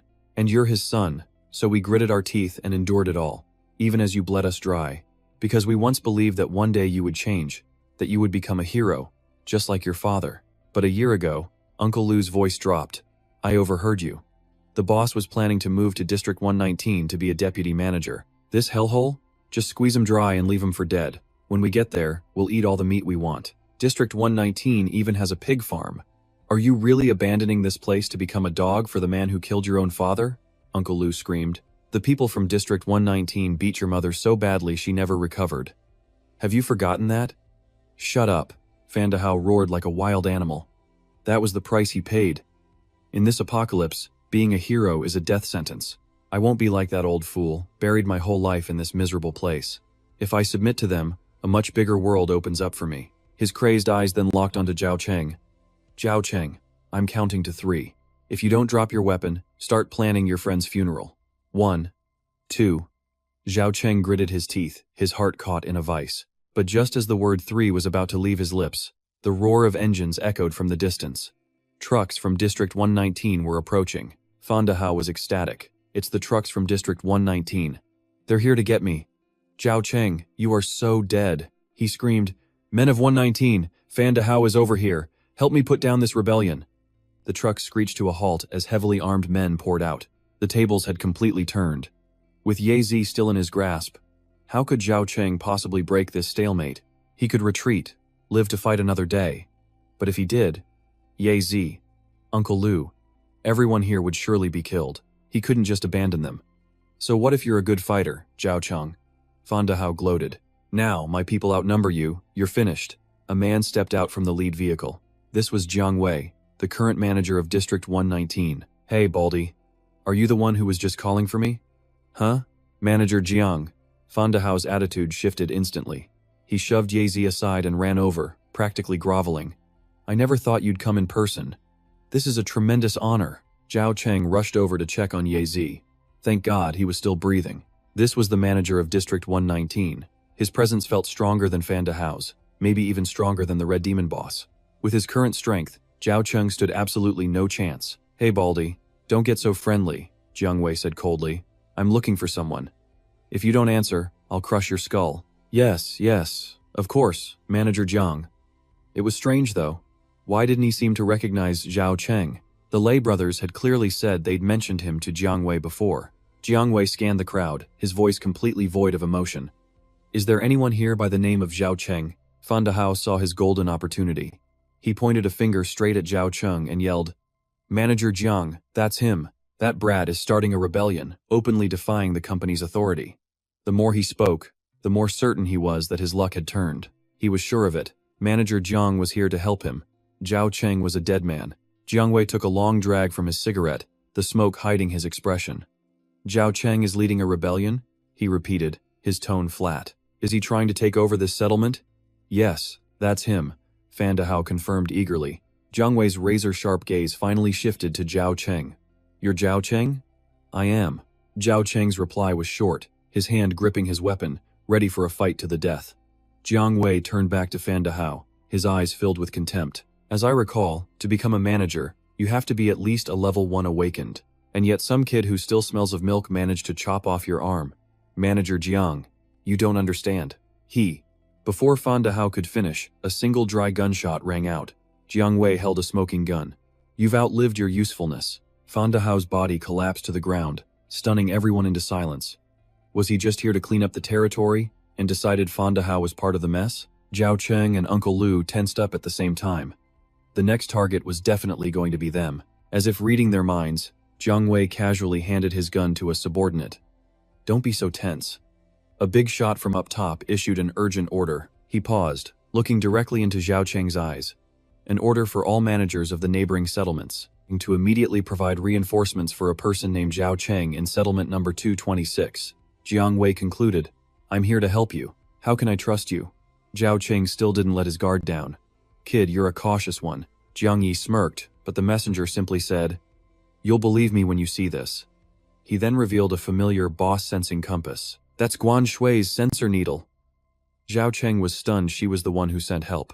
Just how powerful was Guan Shui's background anyway? He always knew she wasn't simple, but to command the manager of a major shelter like number 119? And there was more. Jiang Yi added that the big shot had sent a few gifts. At his signal, his men began hauling down massive sacks of supplies. Zhao Cheng and the others were completely stunned. It was supplies, not just grain, but meat, salt, dried fish, and flour. Absolute luxuries in the post-apocalyptic world. Jiang Yi then produced a document and a seal. This is the management certificate for residential area 226. That bald guy from before was just a self-proclaimed tyrant. Without this, the company doesn't recognize him. But now, if you accept it, you will be the legal manager of this place. Zhao Cheng stared at the certificate, a storm of emotions raging inside him. Uncle Lu had risked his own life, almost destroying his entire family, all for the chance to gain this very authority. And now, here it was, being handed to him so easily. Lu Fu, despite his serious injuries, managed to speak up. Zhao Cheng, take it, son. Right now, you're the most suitable person for the job. Zhao Cheng accepted the certificate, vowing to himself, I owe Guan Shui a massive debt for this. I will find a way to repay her someday. Jiang Yi gave an order, medical team, get in there and save the wounded. He then added, that powerful figure has one more gift for you, but accepting it is entirely your choice. What is it? Come with me to residential area 119 and take part in a test. If you pass, you'll have the opportunity to join the Fantian Company. The name Fantian struck everyone there like a clap of thunder. They were the saviors who rescued the eastern continent 1,000 years ago after the apocalypse, and now, they were the absolute rulers of this land. Every residential area, every inch of soil, and every single life fell under their control. For normal people, joining Fantian was like ascending to the heavens. It was the highest possible honor. Food, shelter, and security. Not to mention precious medicines and items to help the awakened level up all things outsiders would never dare to dream of. The choice is yours, Jiang Yi gave his ultimatum. Stay here as the manager of Area 226, or come with me to Area 119 and seize a life-changing opportunity. His sister had been taken away by the company's people. To find his sister, Zhao Cheng knew he had to get inside that company. This was a golden opportunity, but he looked around at the bewildered faces of the survivors, at the injured who still needed care. This place had just endured a war, and the people were on edge. They needed a leader to step up. Seeing him hesitate, Jiang Yi seemed to understand. All right, I will wait here for you for 2 days. Thank you. Zhao Cheng nodded slightly. As Jiang Yi turned to leave, he couldn't help but wonder how such an ordinary-looking kid, with nothing remarkable about him, could be connected to such a powerful figure. It made absolutely no sense. But whatever, he was getting the credit for providing this support. As long as he maintained a good relationship with this kid, his own career path in the company was sure to be bright. After everyone's wounds were treated, Lu Fu gathered the residents together. Zhao Cheng defeated the tyrants Fan Dehao and Jiang Kun, and he's been officially recognized. We all nominate him. Uncle Lu, Zhao Cheng interrupted. The most suitable person to be the manager of this shelter is you. But someone countered, Zhao Cheng, the shelter needs a strong protector. I have to find my sister. Zhao Cheng explained to the crowd. I can't stay here forever, he continued. Uncle Lu and the others in the Lu family are all awakened. They have more than enough power to protect this place. The room instantly broke into murmurs. Zhao Cheng's nomination was like a stone tossed into a still pond, sending ripples of thought through the crowd. Zhao Cheng had a point. In terms of age, experience, and general wisdom, Lu Fu was a much better fit than Zhao Cheng himself. Besides, his 2 brothers were also awakened ones, more than capable of shouldering the responsibility of protecting the shelter. That's right, another person added. Lu Fu is kind and always puts everyone else first. He really is the most suitable candidate for manager. Amid the chatter, Lu Fu quietly shook his head, his eyes heavy with concern. But if I gain power, Who can guarantee that I won't become a second Fan Dahao? His question silenced everyone. Well, one man stammered. Fan Dahao's father was once a hero in this shelter, but Fan Dahao himself became a tyrant. Nobody can truly predict what a person might become in the future. The time has come, one of Lu Fu's brothers spoke, taking out a stack of yellowed papers. Brother Fu, your son loves to read books. In those books, it says that the ancients used laws to rule their nations. I think we can do the same. He held the papers high. These are the 15 laws my brothers and I secretly drafted before we decided to make our move. From this day forward, everyone would live by these 15 new rules, updated each year to fit their new reality. Laws? Were they really more useful than a single, powerful manager? Lu Fu insisted that if everyone had to follow the same code, it was far better than just blindly obeying one man's orders. Zhao Cheng stood in a corner, filled with silent admiration. Uncle Lu had clearly prepared for this day. He was educated, and Yazi could read too. They were way better with their minds than he was. He could finally leave this place in their hands and go find his sister. He gently placed the manager card he'd just won on the table, setting down the heavy burden that came with it. While the others were lost in discussion about a brand new future, he quietly turned and walked right out of the room. From now on, there would be no friends like Yazi beside him, just a long, lonely road ahead. Hey! A familiar voice called out from behind. Liu Zia had caught up to him, leaving without a single word. Do you even consider me a brother? Cheng Zi, without me watching your back, you'll fall into 1,000 traps. I really can't let you go alone. Yazi? Zhao Cheng asked, completely surprised. You came to see me off? See you off? Liu Zia scoffed. I'm coming with you. Don't even think about becoming some great hero all by yourself. What about your parents? Did they actually let you go? Of course, they didn't. He scratched his head. That's why I had to sneak out. But don't worry. I left a letter promising to visit once I'm famous, and I told them I'd marry Xiao Yu the moment I came back a success. Zhao Cheng told him to hurry back before his father got worried, but Liu Zia just gripped his sleeve, his eyes burning with fire. Cheng Zi, the old legends say a great eagle rises with the wind to soar 90,000 miles.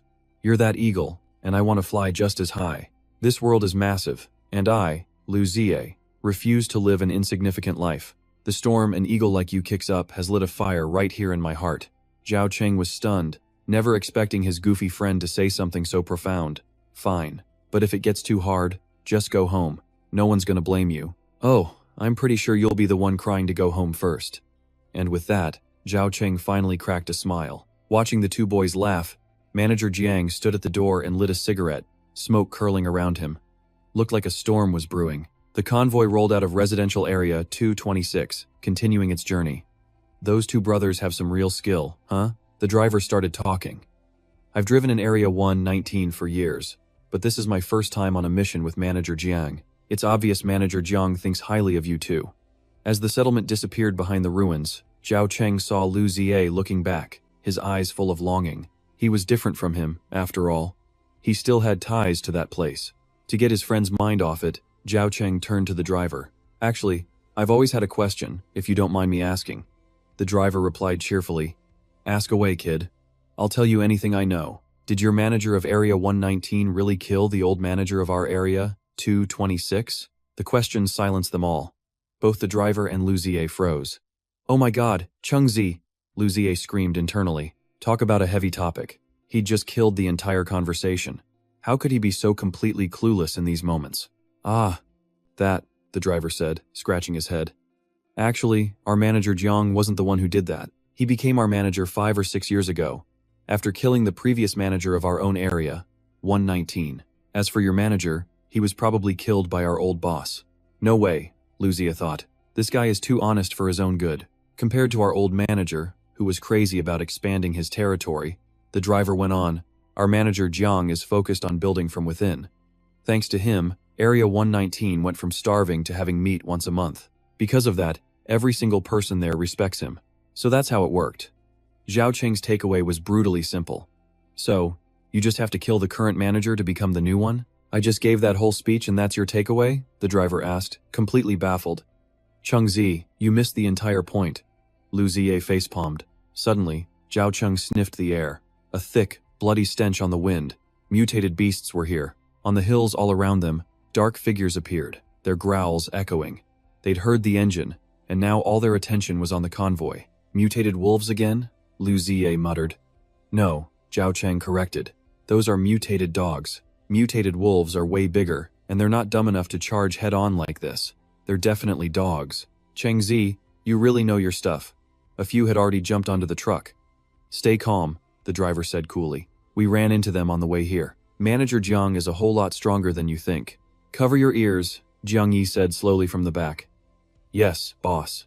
He then took a deep breath, his chest swelling before unleashing an earth-shattering roar. He activated his golden attribute skill, Beast King's Roar. Get lost.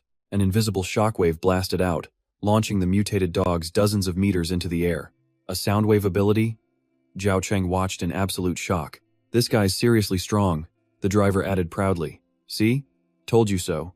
The pack of mindless dogs was already scattering. Dogs will be dogs. Mutation can't change their true nature. Bai Rong, deputy manager of Area 119, watched Zhao Cheng and Ye Zi walk away, his gaze thoughtful. Boss, with your kind of power, dealing with those dogs was basically child's play, right? Jiang Wei just scoffed. Boss, that guy, Zhao Cheng, he's a VIP guest of someone important. Bai Rong reminded him cautiously. What you just did back there. It was pretty provocative, you know. You could have controlled the sonic blast with a little more finesse. So what? Jiang Wei snarled, annoyance flashing in his eyes. He's just some pretty boy living off a sponsor. You think he'd dare snitch? I fought and bled for everything I have. I despise scum who only take shortcuts. No buts about it. Jiang Wei cut him off. I know how to act in public. Behind closed doors, you don't manage me. I want to climb higher, but that doesn't mean I'll grovel for every little thing. As long as I'm useful to them, the big shots will look the other way on petty stuff like this. Before long, the convoy rolled into residential area 119, a place far more bustling and organized. The guards immediately snapped to attention. Manager Jiang, welcome back. You've had a long day. Bai Rong led them to a temporary housing block. All the apartments are occupied. You two will have to rough it here for now. The room was Spartan, coated in a thick layer of dust. Ye Zi glanced around and chuckled. Well, it's better than your drafty old cave. At least it keeps out the wind. Look this over tonight, Bai Rong said, handing them a folder with some documents. It's the test guide from the company. Just a heads up, you're not the only ones participating. There will be plenty of others. Ye Zi grabbed it, delighted. Awesome, that's great. But while he was busy examining the papers, Zhao Cheng had already flopped onto the rock-hard bed without a word. Bai Rong was secretly amazed. This guy didn't seem to mind their shoddy welcome at all. How could anyone just lie down on a bed like that? Is he really some big shots kept man? Call if you need anything. Someone's posted outside. All right, thanks for the trouble. The second the door shut, Ye Zi leaned in close to Zhao Cheng. Hey, Cheng Zi, he whispered. It says the test is clearing a white rank dungeon. Sounds simple enough. An M-level limit probably means it's just a bit tougher than our last one. Does it say how many are joining, or how many they'll pick? Zhao Cheng asked, his eyes still closed. It doesn't say. Then the challenge has 2 goals, he analyzed slowly. 1. Kill the boss. 2. Survive. Ye Zi flinched. You mean, none of the other participants are going to accept failure. Teaming up to kill the boss is inevitable. But what happens next? Once the boss goes down, the strongest fighters will be exhausted. That's the perfect opening for scavengers to strike. That word, scavengers, suddenly made him think of what Guan Shui had said. Why was he suddenly thinking about her? Hey, Cheng Zi. Ye Zi nudged him, grinning mischievously. I can tell by that look on your face, you're getting lovesick. Missing that girl, huh? Get some sleep. We've got a big day tomorrow. What are you talking about? A guy your age falls in love easily. You gotta keep it in check. That girl is not in our league, man. Shut up and go to sleep. All right, I'm sleeping. Once we pass this test and join the company, we'll be somebody too. Meanwhile, in another part of the district, Bai Rong was reporting to Jiang Wei. He didn't show any disgust at all. But we can't rule out that he's just good at hiding his feelings. It doesn't prove anything. Jiang Wei took a sip of his drink. The company's proctor arrives tomorrow. If that kid's really got something, let's see him prove it. Boss, why are you so fixated on this kid, Zhao? Jiang Wei grew quiet, his gaze lost in the distance. I see myself in him. When I was young. Same talent. Same fate of being held down by others. The same desperate struggle to fight back. Only difference is, he's got a powerful backer, and I had nobody. Maybe. I'm just a little bit jealous of the kid. The next morning, hundreds of people were already gathered at the White Rank dungeon entrance. The air was buzzing with energy. Look at all these guards. Area 119 is no joke, Ye Zi remarked. Awakening stones are a treasure back home, but in a place like this, they're not so rare. What's truly rare is being able to clear dungeons consistently. Jiang Wei stepped forward, his powerful voice booming over the crowd. Survive this dungeon, and you'll earn the right to join the company. I don't need to spell out the benefits. You all know what's at stake. Good luck. Hey, Cheng Zi, Ye Zi whispered. That Jiang guy is staring right at us. It's a challenge, Zhao Cheng replied, his face completely blank. The others were already pushing and shoving their way inside. Hurry! Every monster kill means more experience. A provocation? Why would he do that? Lu Zai was baffled, but he had a feeling he was about to get his answer. Unseen on a nearby rooftop, two shadowy figures were watching the entire scene unfold. My lady, please stay out of sight. Your father will not be pleased. I know, she replied.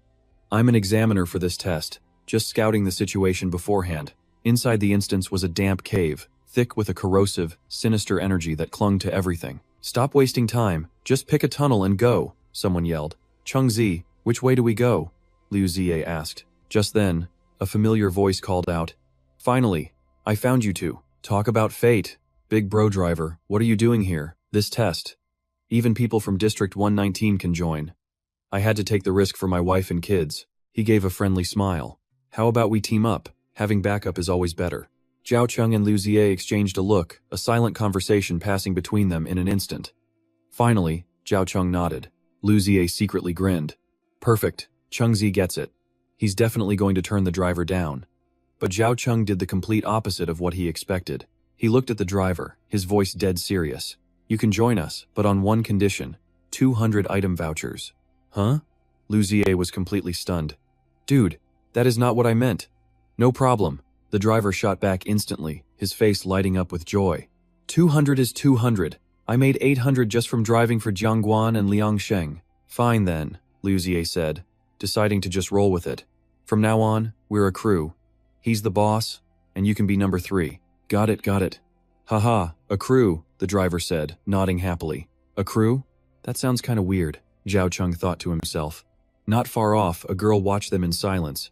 That one's aura, it was totally different. The girl, Hua Xiaoman, muttered to herself, my ability can smell it. I never expected him to possess such a powerful, corrosive attribute. She clenched her fists, her mind torn by an internal debate. If she joined their group, her chances of survival would skyrocket, but she was terrible at talking to guys she didn't know. Everyone at the shelter is waiting for me to get back. I can't die here. Hua Xiaoman, you have to be strong. Meanwhile, Liu Ziye was still going on and on. This dungeon has a ton of side paths. If you charge in blind, you'll run right into a high-level monster. It appeared not too long ago. I heard from some important people that it's insanely dangerous inside. He smacked his lips, putting on the air of a veteran. The deeper you go, the harder it is to see. In a place like this, you can only fight head-on, a perfect dungeon for my style. See it, fight it. The driver, Zhang Dahua, just scratched his head in awe. Little brother, you're amazing. Ziye can only scare people who don't really know him. Zhao Cheng shook his head internally. Suddenly, he stopped. Something's coming. Did he see me? Hua Xiaoman's heart pounded in her chest. Should I reveal myself now? What if they think I'm an enemy? What would I even say? But just as she was panicking, the ground and the cavern walls began to shake violently. A swarm of giant rats with claws like steel erupted from the ground, their levels ranging from 6 to 8. Oh, he meant them. Hua Xiaoman let out a small sigh of relief. Levels 6, 7, and 8, Zhao Cheng snapped out his orders. Ziye, brother driver, you two take the weaker ones. The biggest one is mine. Just hold them off, and I'll back you up when I'm done. Right. Liu Ziye hesitated. But Cheng Zi, our levels are way lower. If you get held up by the level 8, we're dead for sure. Then what's your plan? The driver asked anxiously. That's the look. Liu Ziye cleared his throat, suddenly acting like a master strategist. It is time for Liu Ziye to shine. An ancient text speaks of a strategy called Tianji's horse race. We will use our inferior horse to pin down the enemy's superior horse. Then, our superior horse will crush their weaker ones and return to help finish the fight. The driver looked completely lost. Inferior horse, superior horse, so many horses. Wait, little brother, how can we tell the difference?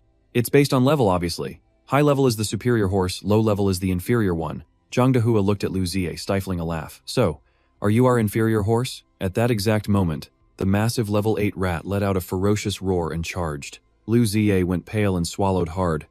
You fight it. I can't take it on. Let's just do what Cheng Zi said. All 3 rats charged simultaneously. A level 8 monster right off the bat. This dungeon was way more dangerous than the last one. Brother driver, protect me, Zhao Cheng commanded. I'll aim for their eyes, Lu Ziye yelled out. The 2 smaller rats lunged, but Lu Ziye was quick. He shot 2 stones straight into their eyes, making them stagger back. Kid, nice shot, Zhang Dahua yelled. Follow me, we need to make some space. As he ran, Lu Ziye thought to himself, I can't be a burden to Cheng Zi anymore.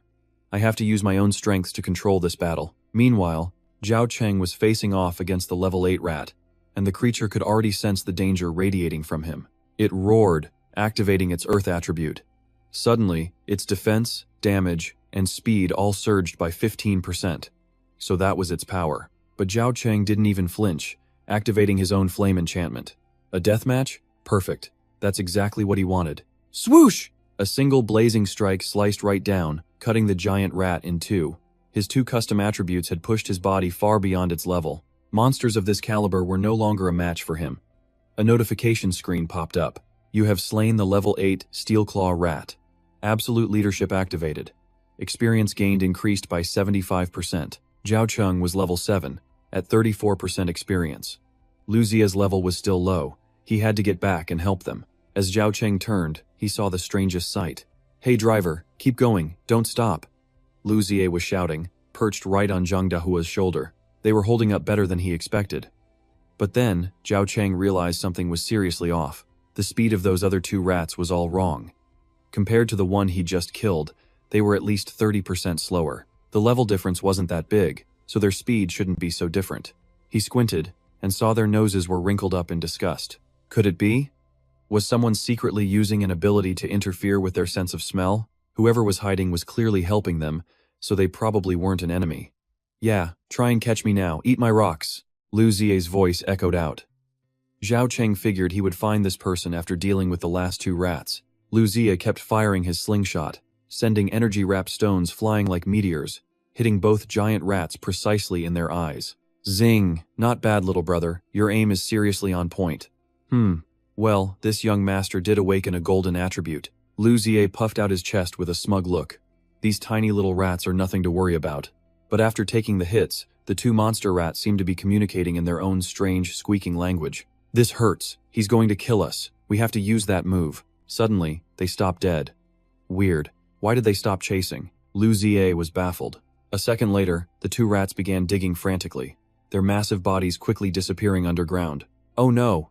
Zhang Dahua screamed. They're planning an underground attack. What? Old man, hit the gas. They're setting up a sneak attack, Lu Ziye urged. A sneak attack? Right, I'm speeding up. Zhang Dahua floored it, but a massive shadow erupted from the ground right ahead. It was about to crash down. Damn it, there's no time. While everyone was frozen in terror at the monster above, the ground beneath the car began to shake violently. Another one was coming up. We're done for. Zhang Dahua's face went completely pale. My eggs. My wife is going to absolutely murder me. From afar, Hua Xiaoman witnessed the terrifying scene. This is bad. I have to use my full strength to help them. She closed her eyes, focusing all her energy to activate her golden attribute, olfactory manipulation. An invisible wave of an indescribably horrible odor suddenly washed over the 2 monster rats. They froze on the spot, paws clutching their noses as their bodies convulsed. It stinks. Just then, a figure blurred past like a bolt of lightning. Zhao Cheng had arrived. Seizing the golden opportunity, he swung his blade, a clean arc slicing the airborne rat in 2. Headshot critical strike activated. Effect 1. Double experience gained. You gain another 75% experience, for a total of 85%. 3 monsters down and still no level up, he thought. The higher the level, the harder it gets. Zhao Cheng mused to himself. Big brother. Zhang Dahua ran over, tears streaming down his face as he hugged Zhao Cheng's leg. You came. From now on, you're my big bro. You saved my family's future happiness. It was only by a hair's breadth. Lu Ziye just watched the huge man sob his heart out, shaking his head in total disbelief. Absolutely pathetic. Just then, a brilliant light enveloped Lu Ziye's body. Whoa, Cheng Zi. I leveled up. I'm level 5. Zhao Cheng didn't respond. Instead, he turned toward a nearby bush and called out loudly. Friend, thank you for your assistance. You can show yourself now. Wait, there's someone else here? Lu Ziye looked completely lost. From the thicket, Hua Xiaoman stepped out, looking a little nervous. Well now, a pretty lady, Lu Ziye whistled. Ahem, actually, this young master noticed her a long time ago. You saw her too? Zhang Dahua asked doubtfully. You look just as clueless as me a second ago. No need to be tense, Zhao Cheng told the girl. You helped us, so you're clearly not an enemy. For what just happened, consider us in your debt. Wait a minute, this young lady helped us? Zhang Dahua was still confused. When those two monster rats suddenly froze, that was her. She made her move in secret, Zhao Cheng explained. If she hadn't, you two would have been hurt, at the very least. Oh, I get it now. Zhang Dahua slapped his thigh. I knew it. I was wondering why it stopped right when it was about to grab us. He told her she was a lifesaver for helping with the egg. If they ever met again, he swore his team would help her any way they could. With that, Zhao Cheng turned to leave, explaining they had to get moving now. A quick farewell. As the three of them walked away, Hoa Xiaoman stood frozen with her fists clenched tight. She knew this was an opportunity she couldn't afford to lose. She summoned all her courage and yelled out, asking if she could go with them. All three of them stopped and turned around. Lu Ziye was impressed, thinking a new girl might be exactly what Zhao Cheng needed to get his mind off that high and mighty noble lady. Brother, Zhang Dahua pointed out that she had helped them and seemed defenseless. But Zhao Cheng warned her they were heading to fight a boss. It was dangerous. She met his gaze, her voice firm. She knew, and she'd come here to challenge it, too. She wasn't afraid of dying. Her family back in residential area 347 was waiting for her to bring back food. Failing them, she explained, would be a fate far worse than death. She pleaded one last time, asking to join their team. This was not how Lu Ziye saw this playing out at all. Before he could react, Hoa Xiaoman asked for a reason why. Her voice trembled slightly as she asked. Zhao Cheng's first reason? He couldn't guarantee her safety, so he wouldn't make an empty promise. His second point was that adding her to the team would make them more conspicuous. Drawing attention was a death sentence out here. For his third reason, Zhao Cheng paused, looking her right in the eye. He told her a man named Jiang Yi in Area 119 was a good person. If her settlement truly needed food, all she had to do was ask him. She could hardly believe it. Was he being serious? He made it clear it wasn't because she was weak. Her unique ability was just as strong as his two companions. He said this while glancing over at Liu Ziye and Zhang Dahua, then told her it was her choice whether to believe him. Liu Ziye started fuming, muttering about being looked down on. Zhang Dahua, however, honestly admitted they were incredibly weak compared to their leader. Suddenly, Hoa Xiaoman smiled, a look of pure relief on her face. She finally understood, and thanked him for his honesty. She called him a good person too, and with a hope they'd meet again, she turned and walked away. Watching her leave, Liu Ziye couldn't resist a jab, muttering that Zhao Cheng must be truly obsessed to turn down a girl like that. Zhao Cheng just put a hand on his shoulder. Ziye, you're not weak. The words hit Liu Ziye hard, followed by a huge, goofy grin. I already knew that. Liu Ziye shot back, trying to play it cool. But the strong bond between them was obvious. Zhang Dahua thought to himself that it was just like with Boss Jiang, some leaders simply inspire that kind of true loyalty. As they continued on, Liu Ziye sidled up to Zhao Cheng, whispering that he was dying to know something. Zhao Cheng was a step ahead. He wanted to know why he let Zhang Dahua join. The reason? He was Jiang Yi's man. What? While Jiang Yi's motives were unclear, a normal driver entrusted with a priceless supply truck had to be a top subordinate. By sending his right-hand man, it at least proved Jiang Yi took them seriously. But then, Zhao Cheng tripped hard on something. Hey, what's that? Liu Ziye yelled, ready to curse whatever was in the way. But the words died when he saw what was at their feet, a dead body. Zhang Dahua recognized her immediately. She was from their settlement. He was completely baffled. She was a level 9 powerhouse who always moved with her squad. How could she have died here? Zhao Cheng knelt to examine the body. Monster wounds, yes. But the killing blow was dealt by a sharp, human weapon. Chengzi, look here. Liu Ziye pointed towards a thicket. It was a mass grave, with bodies hastily hidden from view. Zhang Dahua's face went white.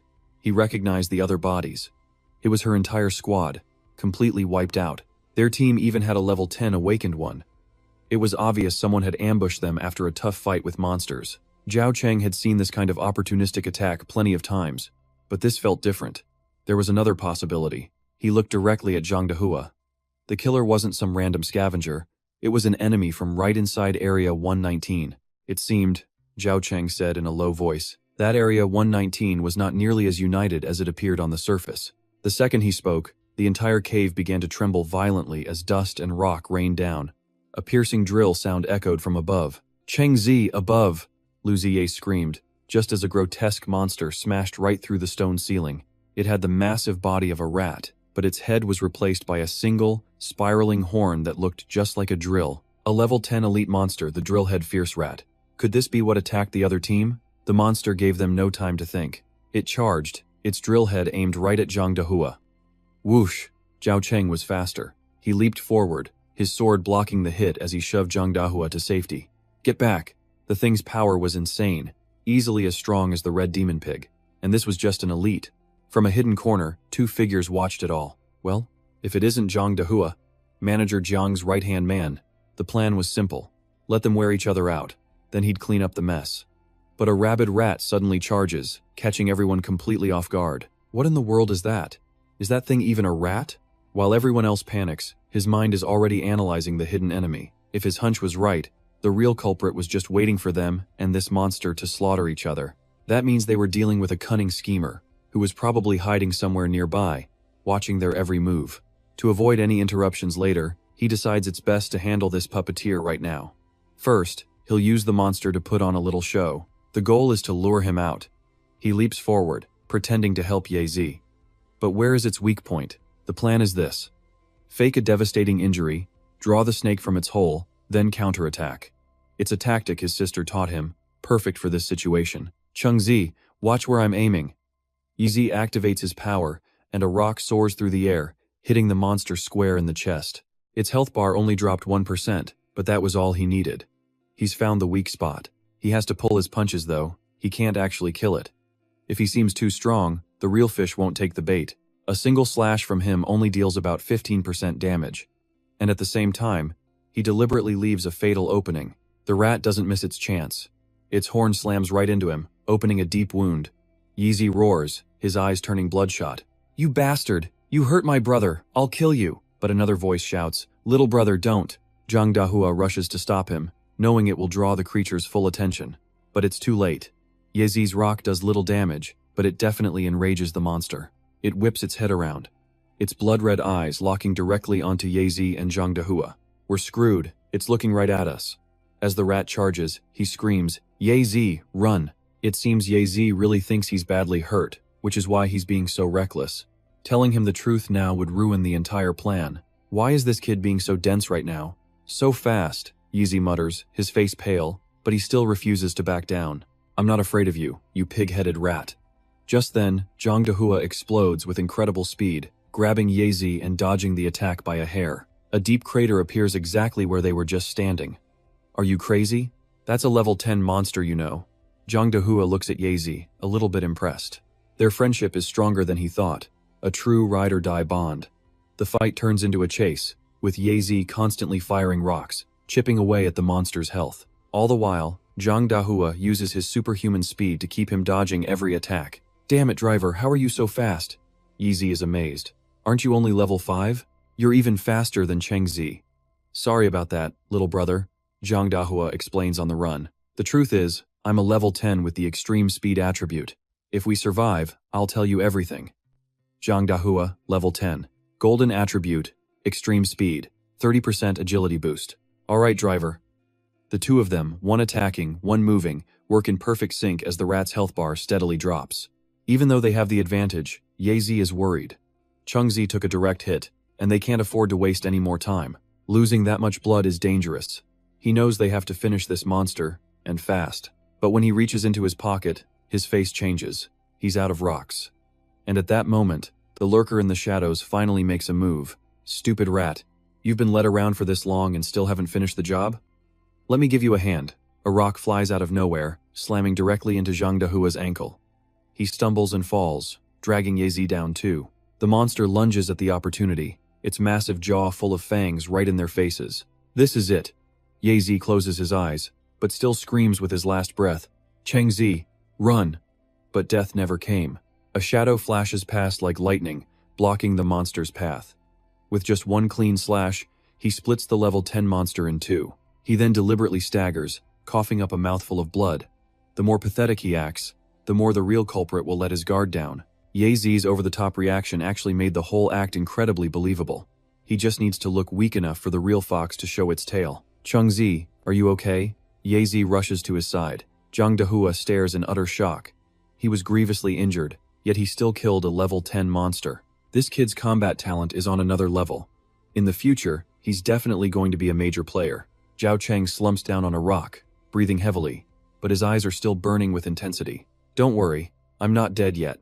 A warm energy spreads through his body, healing his wounds. Leveling up provides a healing effect. It happened last time too, after he defeated Hong Ma Shi. Killing a level 10 elite monster, plus the effect of his absolute leadership skill. He's definitely hitting level 8. A system panel appears right before his eyes. You have slain the level 10 elite monster, the giant-headed fierce rat. The absolute leadership attribute has been activated. Experience gained plus 75%. An amplified boost. Zhao Cheng had just leveled up from 7 to 8. The Book of Eternal Evolution opened once again, presenting 3 new, glittering attribute choices. 1. Golden Fire Tempering, effect unknown. 2. Golden Valor, granting a 30% power boost. 3. Golden Independent Research, also with an unknown effect. A warning flashed. This was the final piece of the Independent Research attribute chain. Obtaining it would trigger a chain fusion. Without a moment's thought, Zhao Cheng decisively picked the third option. Chain fusion, a totally new concept, but he knew it would be incredibly powerful. It's what set him apart. Normal Awakeners had to wait until level 10 just to get a new attribute. To gather a full 3-piece chain, they would need to reach at least level 30. Congratulations. The entire independent research chain has been collected. Fusion activated. Zhao Cheng figured he was already considered a freak among the other Awakeners. Activating a chain fusion at level 8 meant he instantly gained a power others wouldn't see until level 30. A brilliant light began to shine as the separate attributes started to merge into one another. Let's see what it makes. Seeing Zhao Cheng frozen in the light, Liu Zia felt both excitement and worry. Cheng's leveling up again. This will help his recovery. Perfect. His eyes then turned to Zhang Dahua with a sharp, calculating look. Other issues needed to be addressed. The man was clearly with Zhang Yi's faction but was hiding his true level. He wasn't malicious, and even helped, but what was his real motive? Sensing the stare, Zhang Dahua just chuckled, pulling a bag of dried meat from his pocket. My wife prepared this. It should help you guys recover. Just say it, Liu Zia cut in. Why are you hiding your level and following us? It certainly isn't for some heroic reason, is it? Before Zhang Dahua could answer, a sinister voice echoed from the shadows of the cave. 1 heavily injured guy, 2 absolute weaklings. What perfect timing for us brothers to make our move. 2 figures darted out, radiating pure killing intent. By Lord Haley's command, everyone from Area 119 dies here. Who are they? Be careful. Zhang Dahua's reflexes were inhumanly fast. He activated his speed attribute, grabbing Liu Zia and dodging a fatal strike by a hair's breadth. Oh, Zhang Dahua, one of the attackers recognized him, much faster than last time. Otherwise, you'd be dead just like the others. Lei Changshou and Lei Jiangkang. Zhang Dahua gritted his teeth, recognizing 2 of Haley's most ruthless enforcers. They're both level 10. So you're the ones who've been slaughtering our people. Manager Jiang will make you pay for this. What is this? You know them? Liu Zia asked. They're Haley's men, Manager Jiang's sworn enemy. Zhang Dahua explained quickly. He's a radical warmonger, completely opposed to Manager Jiang's ideals. Though deep in the fusion process, Zhao Cheng heard it all. Jiang Yi's biggest rival was Haley, who was likely in league with Fan Dahu. If that was true, then the oppression of Area 226 was his debt to pay too. Our boss is not for a dead man to judge, the Lei brothers roared. Kill every last one of them. Run. Zhang Dahua grabbed Liu Zia, pushing his speed to the absolute limit. We can talk later. We have to survive this first. Useless, Lei Changshu sneered. Inside my attribute field, there is no escape for you. He raised a hand and sticky spider webs shot out, completely sealing the cave entrance. This is bad. Zhang Dahua thought desperately. These webs would cripple his speed, and without that advantage, he stood absolutely no chance against them. The Lei brothers quickly caught up. Zhang Dahua, choose a better boss in your next life. Time to take your head and get our reward. I'm sorry, little brother. In that final moment, Zhang Dahua forcefully threw Liu Zia towards Zhao Cheng. Big brother, little brother, you two are meant for bigger things. I'll hold them off. Both of you need to find a way to escape. If you make it, tell my wife and kids that Zhang Dahua wasn't a coward. He turned around, ready for his final stand. The 2 sharp blades of the Lei brothers swung down at once. Don't worry, we'll tell them for you right after we slaughter all of you. But just then, 2 small stones cut through the air, hitting their blades with shocking power. Clang! Clang! Who's there? They both roared furiously. Playing sneak attack games? You want to die? The two assassins swung their swords, attempting to counter. Their blades met Zhao Cheng's weapon with a piercing shriek of metal. Clang! A horrific force surged through their arms, leaving them numb. It's too heavy, one of them thought, terrified. This dimensional instance was clearly supposed to be for awakeners under level 10 only, but this kid's power was obviously way past the level 10 threshold. You brat. You're already this injured and you still want to meddle in our Area 119's affairs? The leader roars, but seeing Zhao Cheng's staggering, wounded state, he starts scheming. His injuries look serious. He was probably just putting on a brave face. Just stall for time. Let his wounds fester. Taking his head then would be easy. That driver is our friend. Zhao Cheng's voice, though weak, was absolutely firm. He refused to watch a friend die, so this wasn't meddling. Hearing this, tears streamed down Zhang Dahua's face. Big brother, he choked out. Manager Jiang. A man like that, a kept man for some big shot? Impossible. He's obviously a young genius, just like the one standing before him. Kid, the leader's patience runs out. My brothers are feeling generous, so we'll let you live. Now take your lackey and get lost. Zhao Cheng gives Lu Zia a signal. He gets it. Lu Zia smirks, firing back a taunt of his own. Sorry, but my brother and I are in a really bad mood, and we have no intention of letting you walk away from this. Looks like we'll have to deal with you two first. The leader explodes. Kill them all. Anyone who stands against us dies. You were given a way out, but chose the path to hell instead. He unleashes razor-sharp spider threads at the two of them. His power is immense, but the leader's own wounds are deep. If this becomes a death match, Lu Zia calculated, we're the ones who will come out on top. Before we start, I have a question. Zhao Cheng's voice cuts in. Do you know a man named Fan Dahu? Fan Dahu? The leader scoffs. You mean that idiot from District 226 in the western region? Now that you mention it, Lord He Li sent us to make a deal with him. A deal for the wild greens and modified cassava your district produces. The other goon brags. We used a few cheap supply tickets to buy up all that precious food. All we had to do was promise him a spot in District 119. He acted like an obedient dog, handing over all his people's food. So, that's how it was. Zhao Cheng grits his teeth, hissing every word. The ones who oppressed us, who pushed us to the very edge, you were a part of it. If you just said who you were, we could have avoided all this, the leader says with a condescending tone. I know District 226 is a hellhole. Bring me that driver's head, and I'll let you join us in District 119, under Lord He Li. Chengzi, this young master can't take it anymore. Liu Zia roars, his eyes turning bloodshot. So these bastards had a hand in her death too. Today, both of these scumbags are going to die. A glowing stone shoots forward, but the henchman just slices it in half. Another rock user? This attack wouldn't even scratch my little brother. His only real threat, he thinks, is the injured one. I just need to provoke him. Let his wounds rip open, stall a bit longer, and taking his head will be easy. Ziye, his weaknesses. Zhao Cheng yells. Lu Zia instantly activates his ability, the Ox-Cleaving Nail Storm, Effect 2. Weakness detection. Neck, heart, head, take your pick, he screams, making sure the enemy hears every word. Chengzi wanted me to shout it. He's quiet, doesn't say much, but that doesn't mean he can't get angry. Then let's hit all three. Boss, kill his lackey first. He's the weaker one. Zhang Dahua shouts from the back. The henchman snaps, turning his blade on Zhang Dahua. I'll kill you first. But the instant he turns, a shadow blurs past. Swish! Zhao Cheng was already beside him. One clean slash, and the henchman's body is split in two. One down! The horrified leader roars, unleashing a storm of spider silk that engulfs him. The razor threads bind Zhao Cheng's arm and leg, but he just smirks, activating the bronze-tier Flame Devil Bind. Flames erupt, instantly incinerating the silk. Zhao Cheng presses his attack, giving the leader zero room to breathe. Seconds later, he stands over two corpses. You were weaker than I thought. 1. They saw his heavy injuries and completely underestimated him. And 2. Zhao Cheng felt a new power surging through his veins. Fusion Attribute. Super. Limit Technology. Luminary. Grade activation successful.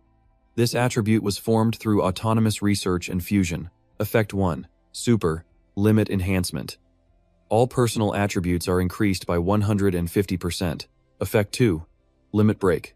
Simultaneously enhances 3 different attributes by 600%. Duration: 5 minutes. Cooldown: 30 minutes. 3 gold-tier attributes fused into a single Luminary Grade 1.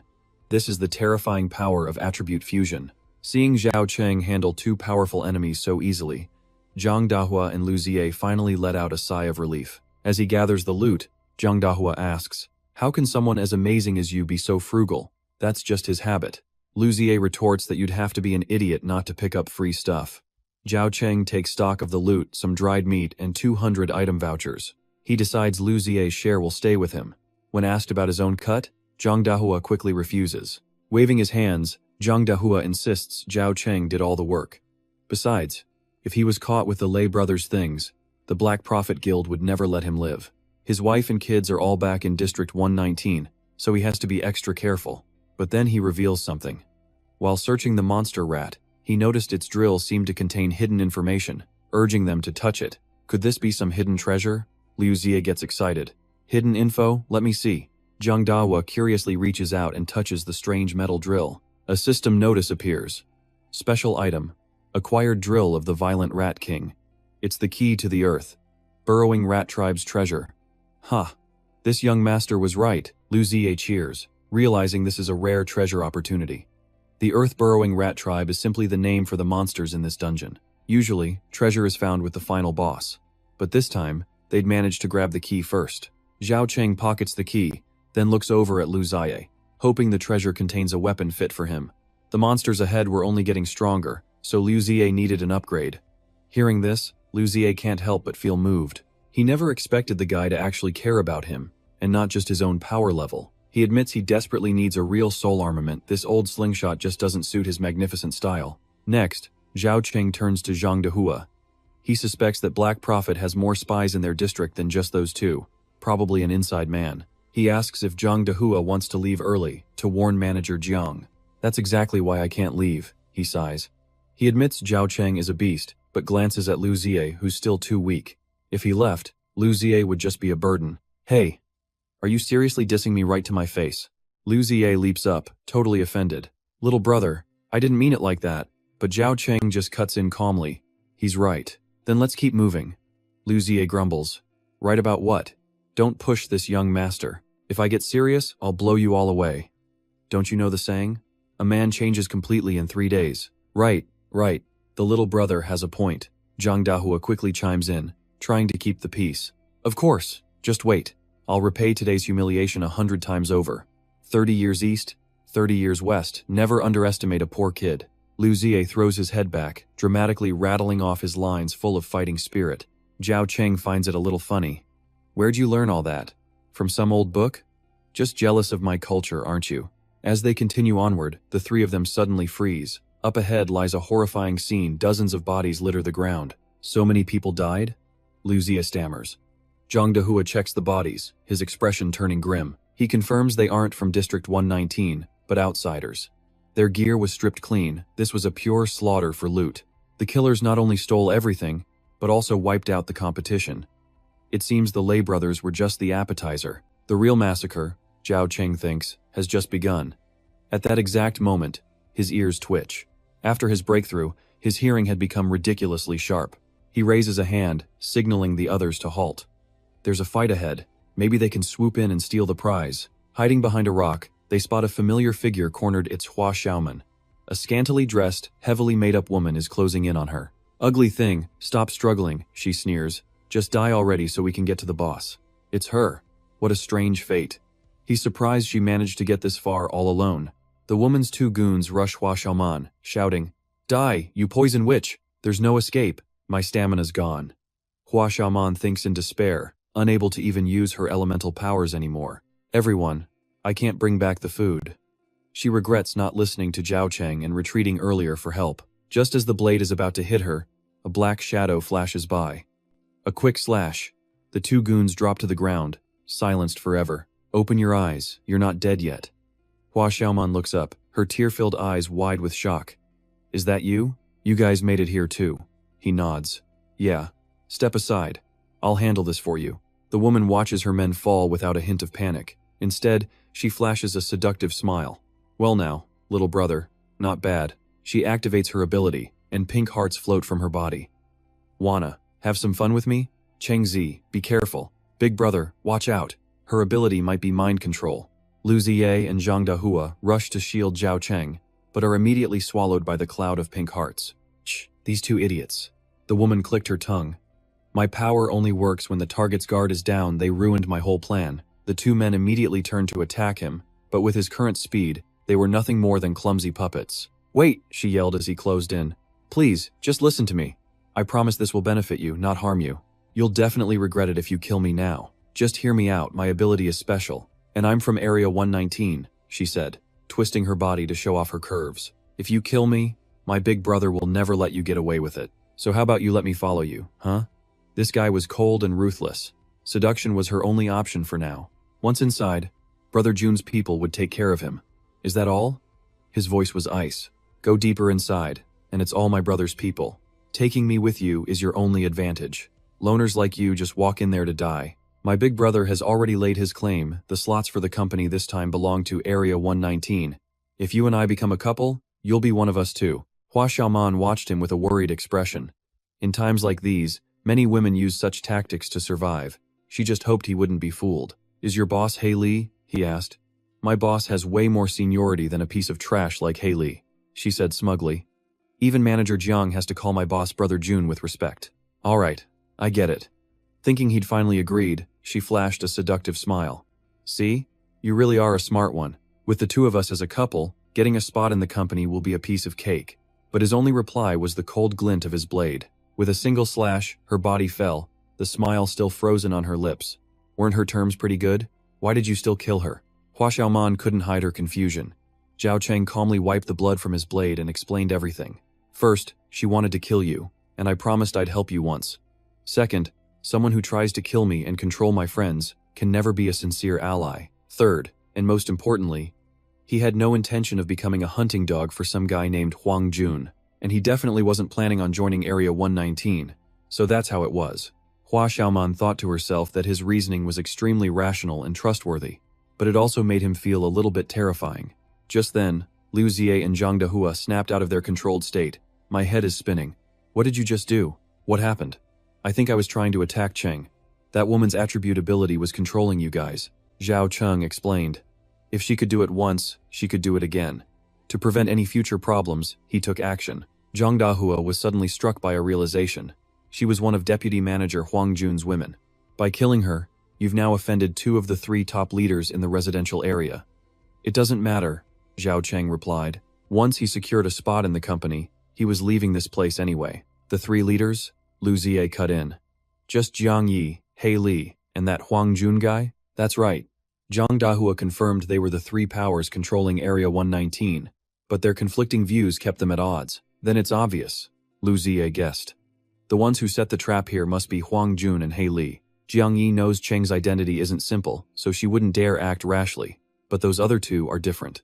Cheng, my man, just keep pretending you have an amazing background. Out in the world, you make your own status, right? Big brother, little brother, if we go on, we'll be surrounded by a bunch of fake awakened ones. Are we still going deeper? Zhang Dahua asked worriedly. I have to get into that company. Zhao Cheng was resolute, his eyes fixed on the cave's dark depths. My older sister is still waiting for me. Wherever Cheng goes, I go, Liu Xie declared, patting his chest. Then I'm going too. Senior, Hua Xiaoman hesitated. You really can't take me with you? Don't get too close, Zhao Cheng told her. Keep your distance and use your ability to provide support. That's the best way. Yes, I'll do my best not to be a burden, Senior. Seeing this, Liu Xie nudged his friend. What's with that? Feeling sorry for her? I thought your sister was the only one on your mind. It's only going to get more dangerous from here, Zhao Cheng replied, ignoring the tease. With her around, your own safety increases by 10 or 20%. Humph. As if I need a woman's protection. Senior, since you've agreed, Hua Xiaoman spoke up, I won't hide it any longer. There are actually a few others here. She activated her olfactory attribute, golden tracking. A faint fragrance spread out, and immediately, everyone sensed the presence of others hiding nearby. Whoa, there are this many people hidden here, and they're all injured. That's right, we were all beaten back from the front line, one of the severely injured men said. Getting into the company is a true life-or-death battle, but those bastards are just too despicable. They didn't just set traps, they pretended to be supporters sent by Area 119. Then, when my guard was down, they chopped off my arm. After speaking, the young man coughed up a mouthful of blood. That woman from before brought her lackeys here, planning to kill them all to keep them quiet. Hua Xiaoman added, I couldn't just stand by and watch. so I decided to help them out. They were completely out of the fight, but the monsters wouldn't let up. What was the right call here? Lu Zia's mind raced. Leaving them meant certain death, but a rescue would cost time they needed to hunt the boss and claim its treasure. Hua Xiaoman glanced nervously at Zhao Cheng. The man was terrifyingly rational. Would he make the ruthless choice? Abandoning them right there was obviously the best option for their mission. Zhao Cheng was silent for a moment before making his decision. He looked at Zhang Dehua and Hua Xiaoman. Driver, you two, Miss Hua, and big brother Chu Feng here. It's only going to get more dangerous deeper in. I need you all to get this group out of here safely. Without hesitation, Zhang Dehua replied. Got it. Hua Xiaoman let out a sigh of relief. Thank goodness he wasn't that kind of person. Manager Jiang. This kid is a lot like you. He actually sees ordinary people as human. The young man named Chu Feng called out to Zhao Cheng. I've got something for you. It's in my pocket. Just take it, he said with a weak smile. I got this from an elite claw rat, but it's no use to me anymore. I, Chu Feng, will remember this debt for saving my life. Zhao Cheng pulled out an old piece of animal hide. Ziye, what is this? Liu Ziye shouted. Oh my god, it's a map to this dungeon's hidden treasure. So the treasure was completely separate from the boss. They had just gotten the drill key, and now a treasure map? Their luck was insane. Okay, here's the plan. Zhao Cheng laid it out fast. Ziye, you go find the treasure. I'll head into the boss's area. Are you crazy? Liu Ziye yelled back. We have no idea how dangerous the boss area is right now. Going alone is just suicide. I'll get the treasure, we'll power up, and then our chances will be much higher. I'll play it by ear, I won't be reckless, Zhao Cheng reassured him. Just be careful on your way. Liu Ziye gritted his teeth. Cheng was right. At his current level, he couldn't face level 10 enemies. Getting that treasure was the only way he could help him. The treasure's location was this way. Cheng, you better wait for me. Liu Ziye turned and bolted, leaving Zhao Cheng to venture deeper into the cave alone. The further he went, the more bodies he saw, both human and monster. The silence was unnerving. Looks like the Black Prophet team already cleared the path. If so, that meant Zaya's route should be a lot safer. Suddenly, an earth-shattering roar echoed from up ahead. A sound. Zhao Cheng narrowed his eyes. He must have reached the boss area. From a high vantage point, Zhao Cheng watched the brutal battle raging below. The massive boss was covered in wounds, its health down to about 15%. A group of people were surrounding it, unleashing their final attacks. That was it, the instance boss. And it was nearly exhausted. He quickly calculated his odds. Everyone, all together now. Kill it! The team leader's voice rang out. The beast was about to die, but he couldn't let it fall just yet. Zhao Cheng narrowed his eyes. If he did, he'd have to face all of them alone. He needed the boss to tie up a few of them, giving him a chance to pick off the weaker ones first. These guys murdered innocents for profit. Taking them out was just serving justice. His targets were the 3 weakest members standing guard on the outer perimeter. They had no idea that death itself was rushing toward them from behind.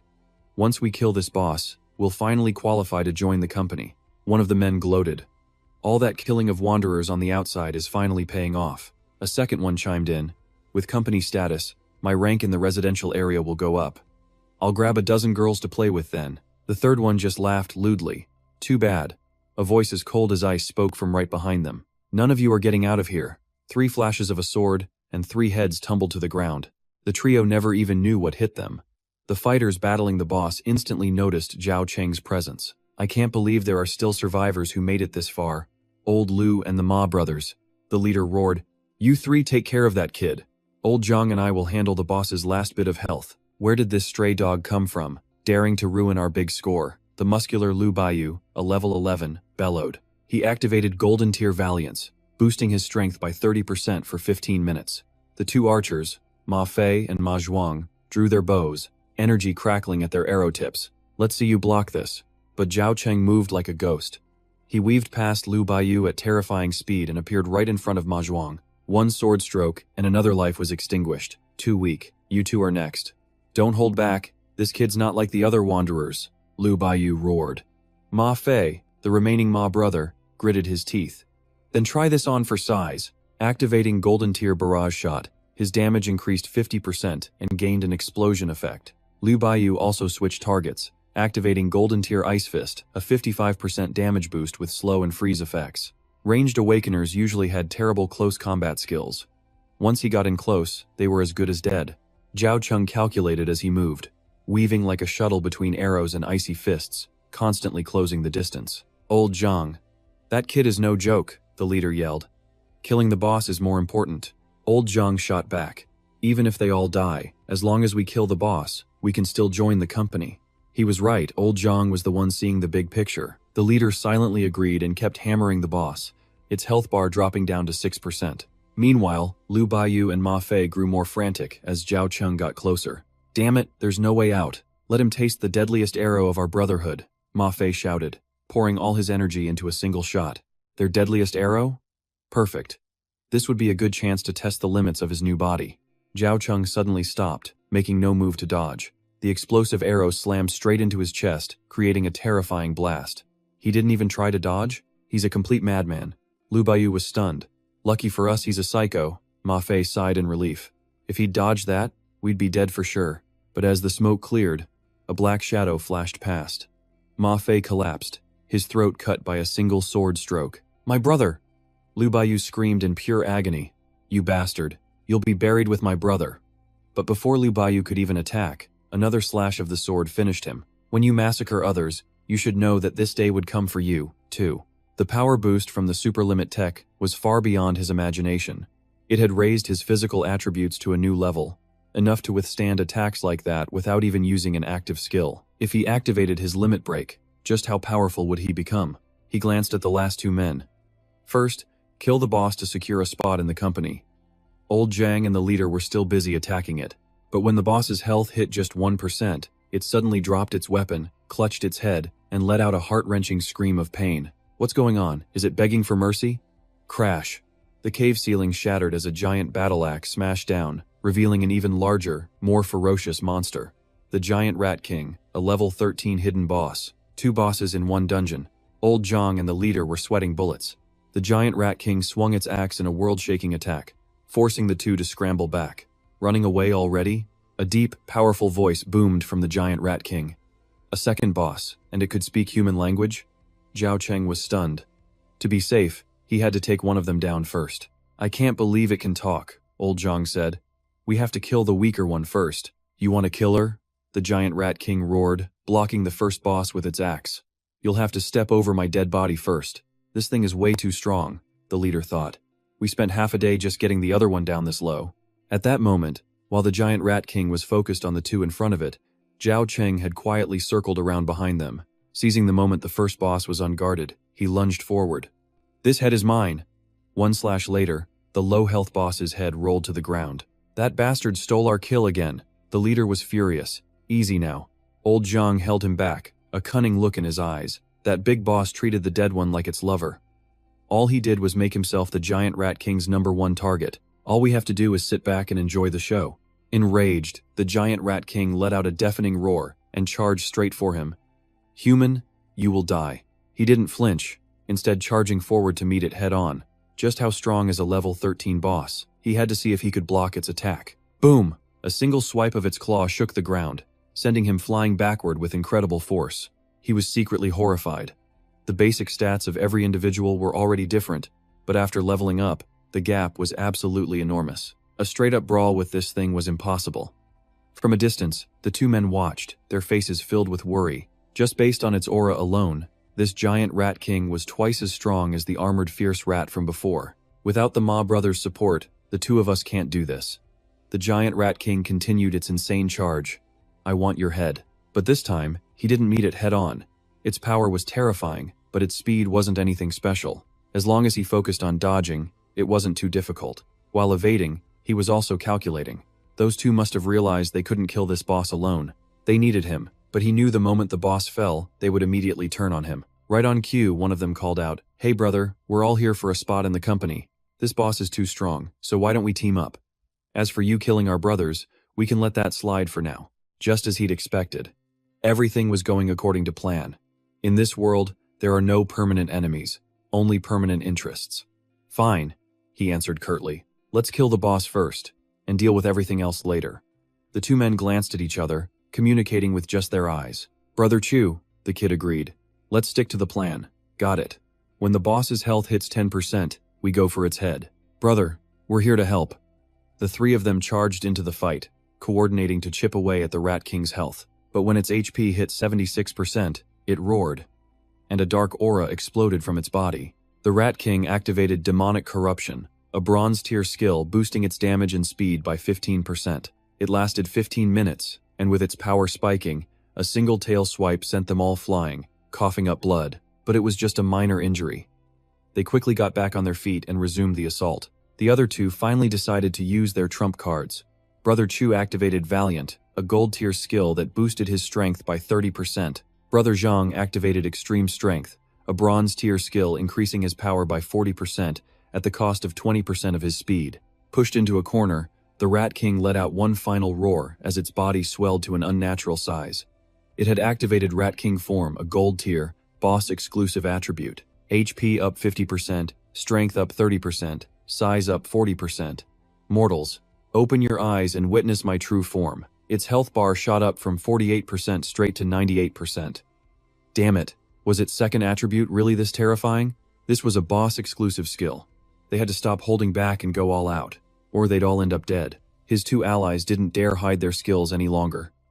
Brother Chu activated 10 Directional Shadow Guard, summoning 10 shadow clones, each with 30% of his power. Brother Zhang activated Blazing Blade Wind, a bronze-tier skill that let his weapon unleash fiery slashes that caused burn damage. Let's go, finish it.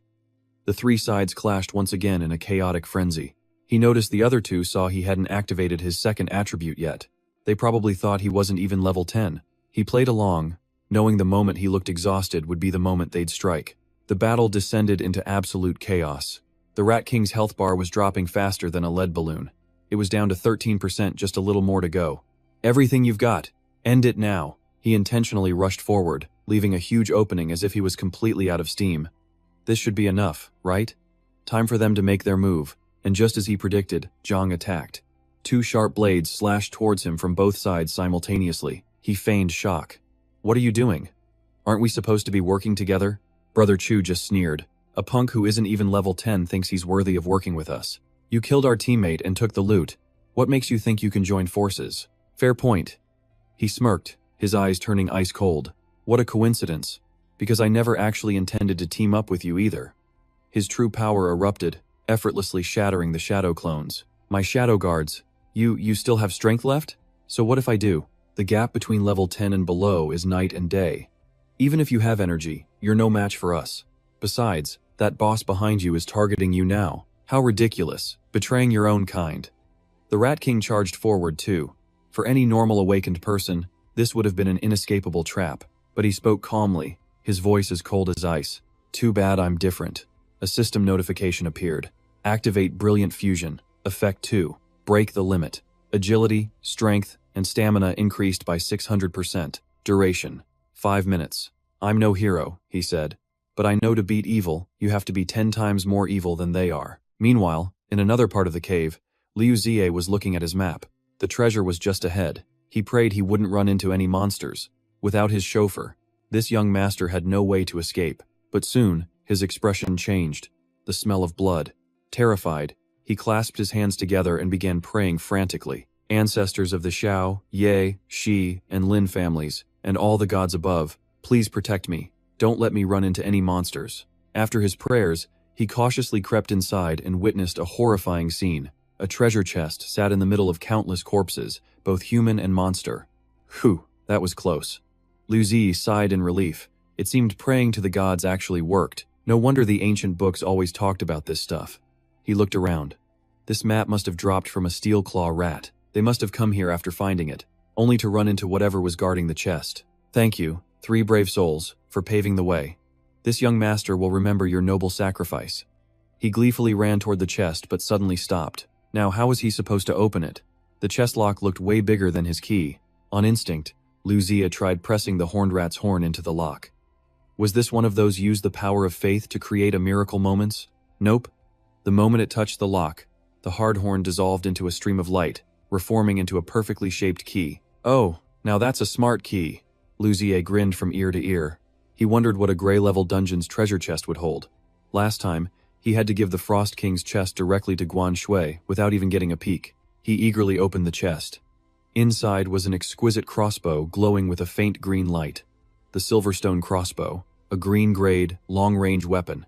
Damage: 300 plus 120% of the user's strength.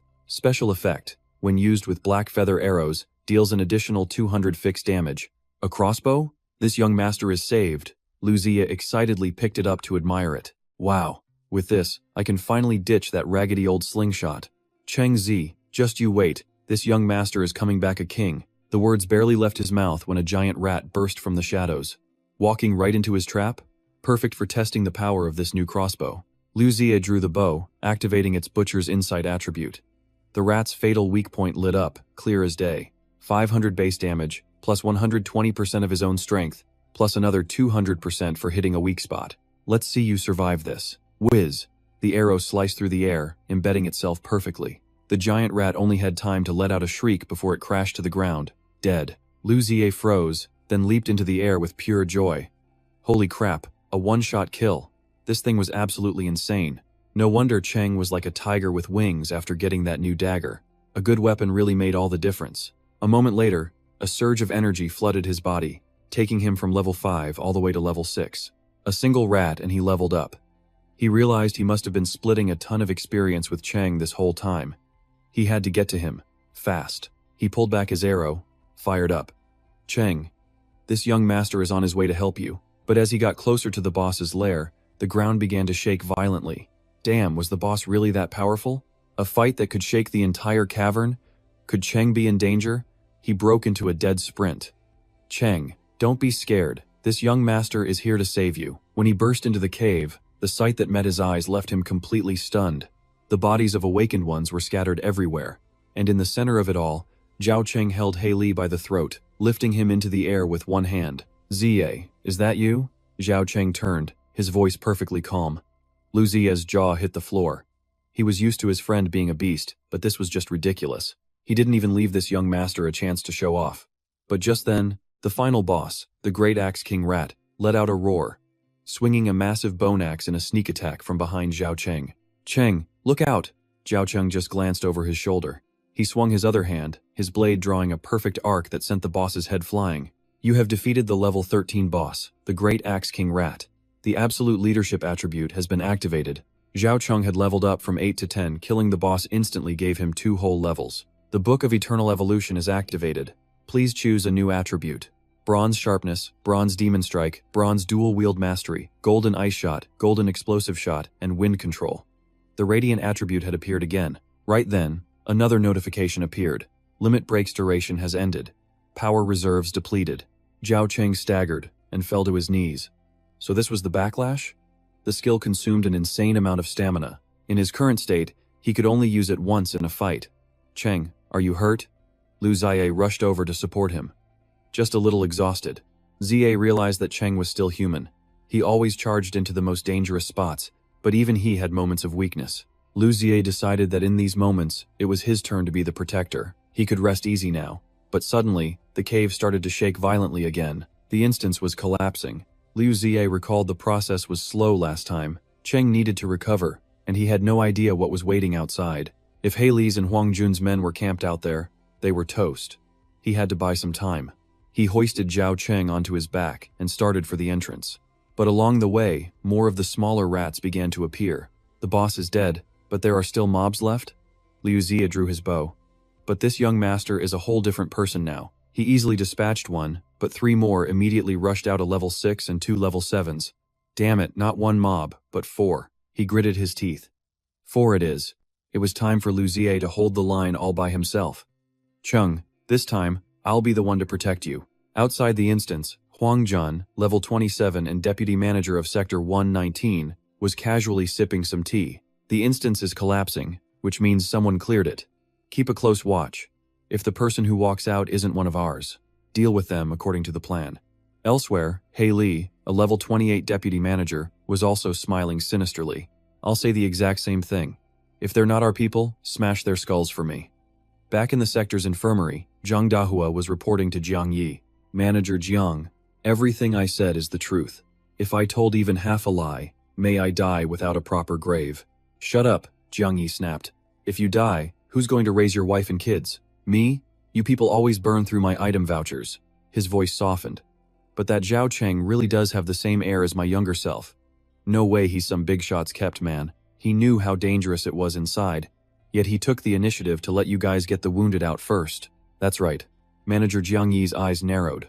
Perhaps he felt it was too dangerous and intentionally gave them a way out to save their own skin. Ah, I suppose that's possible. Zhang Dahua scratched his head just as someone rushed in with a report. Boss, Huang Jun and He Li have their men surrounding the exit. They've announced that anyone who comes out that isn't one of them is to be killed on sight. Bai, Jiang Yi's right-hand man, scoffed. What a bunch of morons. It doesn't matter who comes out. There'll be someone who passed the company's official trial. If they make a move, the examiner watching from above will never just stand by. So we just ignore them? The other man shot back. Boss. Bai turned to face Jiang Yi, his expression growing serious. Huang Jun and He Li aren't idiots. To act this brazenly, they must have another way to deal with the company. Manager Jiang, Zhang Dahua pleaded. This meant if Manager Jiang didn't step in, relying solely on the examiner, Zhao Cheng and his friend would be in mortal danger. The company doesn't care much for rules. They only care about who has value. Jiang Yi flicked his cigarette ash away, his gaze turning cold. Get the men. We're heading to the exit, too. If Zhao Cheng and his friend are the ones who walk out, I will personally protect them. Thank you, Manager Jiang. Zhang Dahua was overjoyed. Jiang Yi's word was as good as gold, making a promise that public.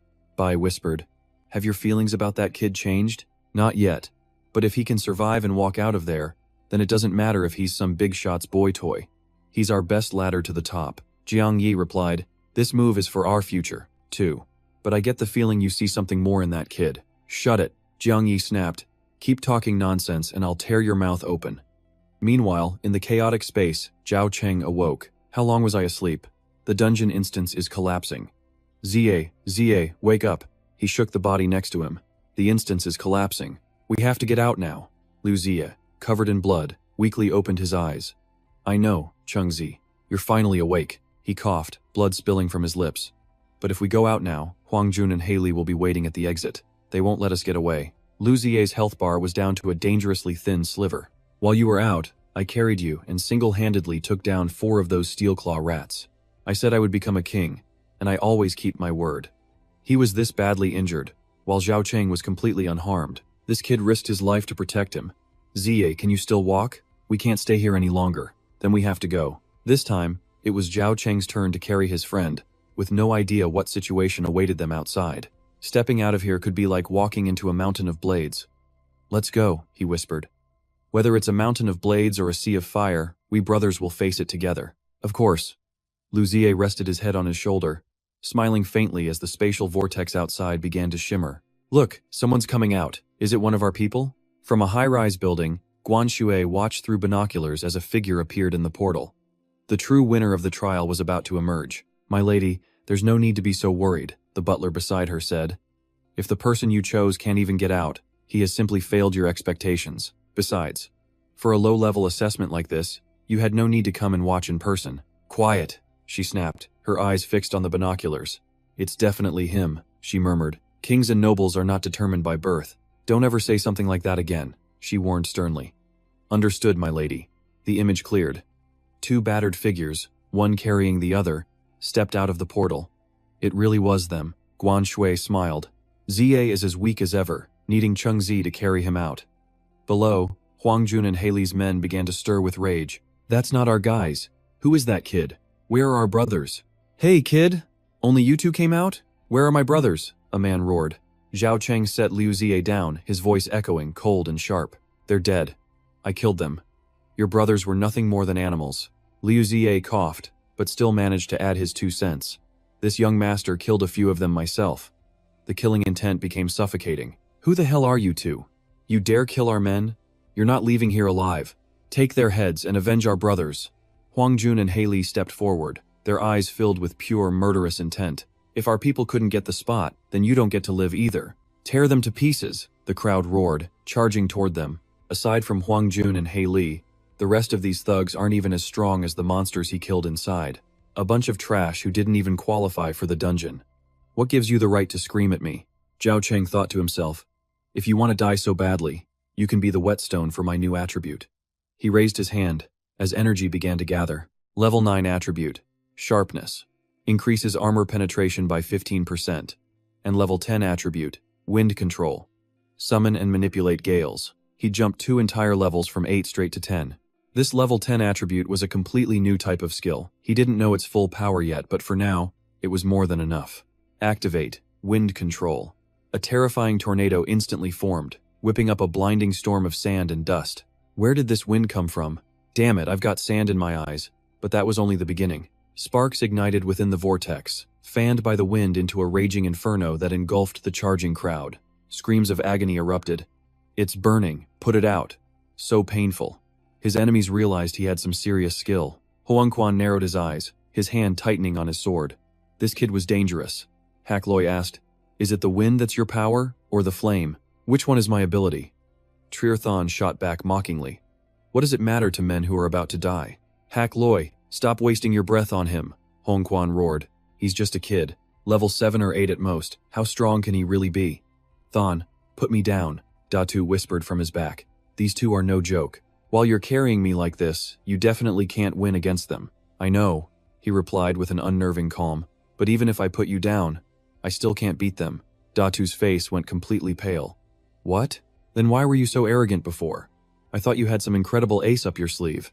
"I don't have any ace," he replied, "but confronting them openly right now is the best way for us to make our stance known." "Make our stance known to who?" High up on a skyscraper, Quan Tuyet and her attendant were watching.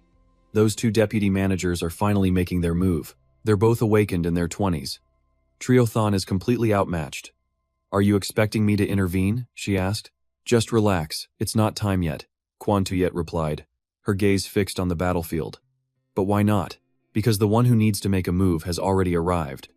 Just as she said, Huang Quan and Hak Loi charged forward, radiating pure killing intent. "You punk! You dared to kill my woman? I'll make sure you're buried right there with her. My best men died in that fire. Your head alone isn't enough to pay for them."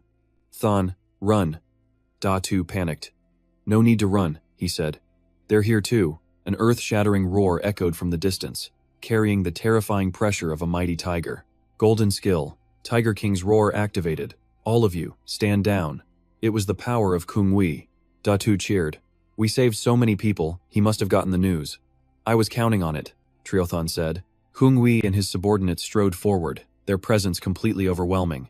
"Trier-Thon is with my company. No one touches him, or they'll answer to me." "Kung Wei, you finally decided to show up," Huang Quan growled. "What's wrong? You been waiting for me?" "Of course," Hak Loi sneered. "The old manager's downfall is about to happen all over again today. Just with the two of you?" Kung Wei scoffed, utterly unimpressed. "Even if it is just us, are you so sure you'll win?" Huang Quan shot back confidently, only one level below Kung Wei. "I'm on the same level as you," Hak Loi boasted. "And Quan is even stronger than your lackey, Bak Vin. The advantage is ours. On top of that, we even called for backup from Sector 173 this time. Kung Wei, today is the day you all die." Just then, a soldier rushed over, completely out of breath. "Manager Kung, it's an emergency. There are awakeners from Sector 173 attacking the main gate. Everyone but Bak Vin, go provide support immediately." Kung Wei's order was decisive. "After I finish things here, I will join you." "What did you promise those guys from 173? He turned to the two traitors, his eyes as cold as ice. "We promised that if they helped us, they could loot all of Sector 119 for 3 days. Except for the people, all the resources are theirs for the taking." Hak Loi laughed like a maniac. "I'm about to cut you down right here. Why would they fear a dead man? You dared to sell out our entire residential sector? We've come this far. What's there not to dare?" Huang Quan roared. "When I helped you overthrow the last manager, I was your deputy, and when he was gone, I was still just the deputy manager. So what was the point? I said we needed to expand, but you shot me down every time. You wouldn't even share more resources with me. What reason did I have left to follow you?" Everyone had their own agenda. Trier-Thon realized that after this battle, Sector 119 would be purged, but for the civilians, Kung Yu was their best choice. He never thought Kung Wei would have so many traitors working under him, Datu whispered. Just then, Truong Daihoa showed up. "Big bro, little bro, I'm over here. You, the driver, come with me, quick. When they really start fighting, at their level, we'll just be cannon fodder. I'll get you two to safety." The moment he finished speaking, a massive explosion tore through the spot where they had just been standing. Truong Daihoa quickly dragged them behind a ruined wall. In the sky, the battle between the titans had begun, skill effects lighting up the darkness like fireworks at the end of the world. "They're fighting!" Datu cried out in terror. "Those are natural element attributes, lightning and earth flow. If Hoang Quan can control earth flow, then what kind of attribute is Manager Hung's green flame? Triothan wondered. That's the legendary radiance attribute, Truong Dai Hoa said, his voice filled with pure awe. No one knows its true power, but Manager Hung once said it comes from the flames of the underworld. A rare radiance attribute, 1 in 10,000? Da Tu couldn't believe it. But Zhang Dahua simply nodded. He'd read about this in some ancient texts. The reason their world fell apart? It all started in the ancient era when one person accidentally awakened the very first radiance attribute. That single ability wiped out the most prosperous civilization in human history. About Cheng? Dantu turned to him, eyes gleaming. If they could get a power that strong, saving his sister and restoring their world would be more than a dream. They could even rebuild civilization. Maybe so, he replied. But his mind was already racing with other thoughts. His own radiance attribute was nothing like that legendary power. Even within the same attribute, there were huge differences in strength. But with the Eternal Evolution book, maybe, just maybe, he could one day wield that kind of terrifying ability. But could a power that destroys worlds also consume its wielder? Could any human truly hope to control something like that? Haile let out a roar, pointing his massive greatsword right at his sworn enemy. Don't think your radiance attribute makes you unbeatable. My own power isn't just for show either. He activated the second ability of the Golden Bronze Giant. Haile's body swelled, muscles rippling as his skin hardened into solid bronze. He became a true giant, proving that even golden attributes have different levels of power. I'm going to smash you into a meat patty, Jiangyi. Anyone who stands in my way dies. Facing Haile's monstrous new form, Jiangyi simply said, You alone aren't nearly enough to replace me. Netherworld flames erupted from his body, incinerating everything. Ah! Haile roared in agony as the fire seared his skin. But he still charged forward like a madman. Before you burn me to a crisp, I'm taking you down with me. Is that Jiangyi an idiot? Liu Zie watched from a distance, filled with worry. Why isn't he dodging? In a reckless fight like this, anything could happen. But he was distracted, helping his teammate Zhao Cheng break through his limits. And it was true. A portion of Jiang Yi's nether flames were wrapped around Huang Jun, keeping him from reaching Bai Rong. Bai Rong, another vice manager, was currently trapped by Huang Jun's earth flow technique. Bai Rong, that pathetic little flame can't save you. Huang Jun sneered. The higher the level, the bigger the gap in power. Remember this lesson with your life. Now die, you dog of Jiang Yi. Sharp earthen spikes shot up from the ground, aiming straight for Bai Rong's heart. Jiang Yi roared, forming a wall of fire to block them. It's useless. Fire can't contain earth, Huang Jun mocked him. Knowing this was the end, Bai Rong yelled, Manager Jiang, I have no regrets following you in this life. Just as the spikes were about to pierce his body, a shadow blurred past like lightning. With a flash of steel, every single spike was cut down. Zhao Cheng had appeared. Bai Rong was stunned, unable to believe his eyes. Zhao Cheng, how do you have this kind of strength? Just yesterday you weren't strong enough. This state, it can't be maintained for long. Zhao Cheng spoke quickly. Let's finish Huang Jun right now. Agreed, Bai Rong nodded, pushing his questions aside. Was that the wind? No. Someone else was here. Huang Jun barely spun around in time to block two ferocious attacks from both sides with his staff. You're not dead, Bai Rong? That brat saved you. Zhao Cheng threw a powerful punch, forcing Huang Jun back. Seizing the opportunity, Bai Rong lunged forward, his blades landing in a flurry of slashes, leaving deep wounds all over Huang Jun's body. You dare to wound me? I'll take both of your lives. Meanwhile, elsewhere, Zhang Dahua was carrying a struggling Liu Zie to safety. Put me down. I have to help Cheng. Young master, are you crazy? Our leader can barely protect himself. You'll just get yourself killed. But Liu Zie didn't listen and bit down hard on Zhang Dahua's ear. Ow. Young master, I was wrong. I was wrong. Outside the city gates of District 119, the battle was reaching its brutal peak. They've even got firearms from the ancient era. Brothers, hold the line. As soon as Manager Jiang arrives, we'll win. Tian Huagang, the level 27 manager from District 173, was leading the attack. Smash through that wall and get me inside. Once you're in, do whatever you want. On a high-rise, Guan Shui anxiously asked her butler, Aren't you going to step in? Zhao Cheng passed the test. They're considered company assets now. Aren't you supposed to protect them? Young miss, please wait a little longer, the butler replied calmly. Wait? District 119 is about to be flattened by invaders. Young miss, do you know the true purpose of this test? To recruit talent for the company, isn't it? The butler shook his head. It's to weaken the residential districts, to drain the strength of their awakeners.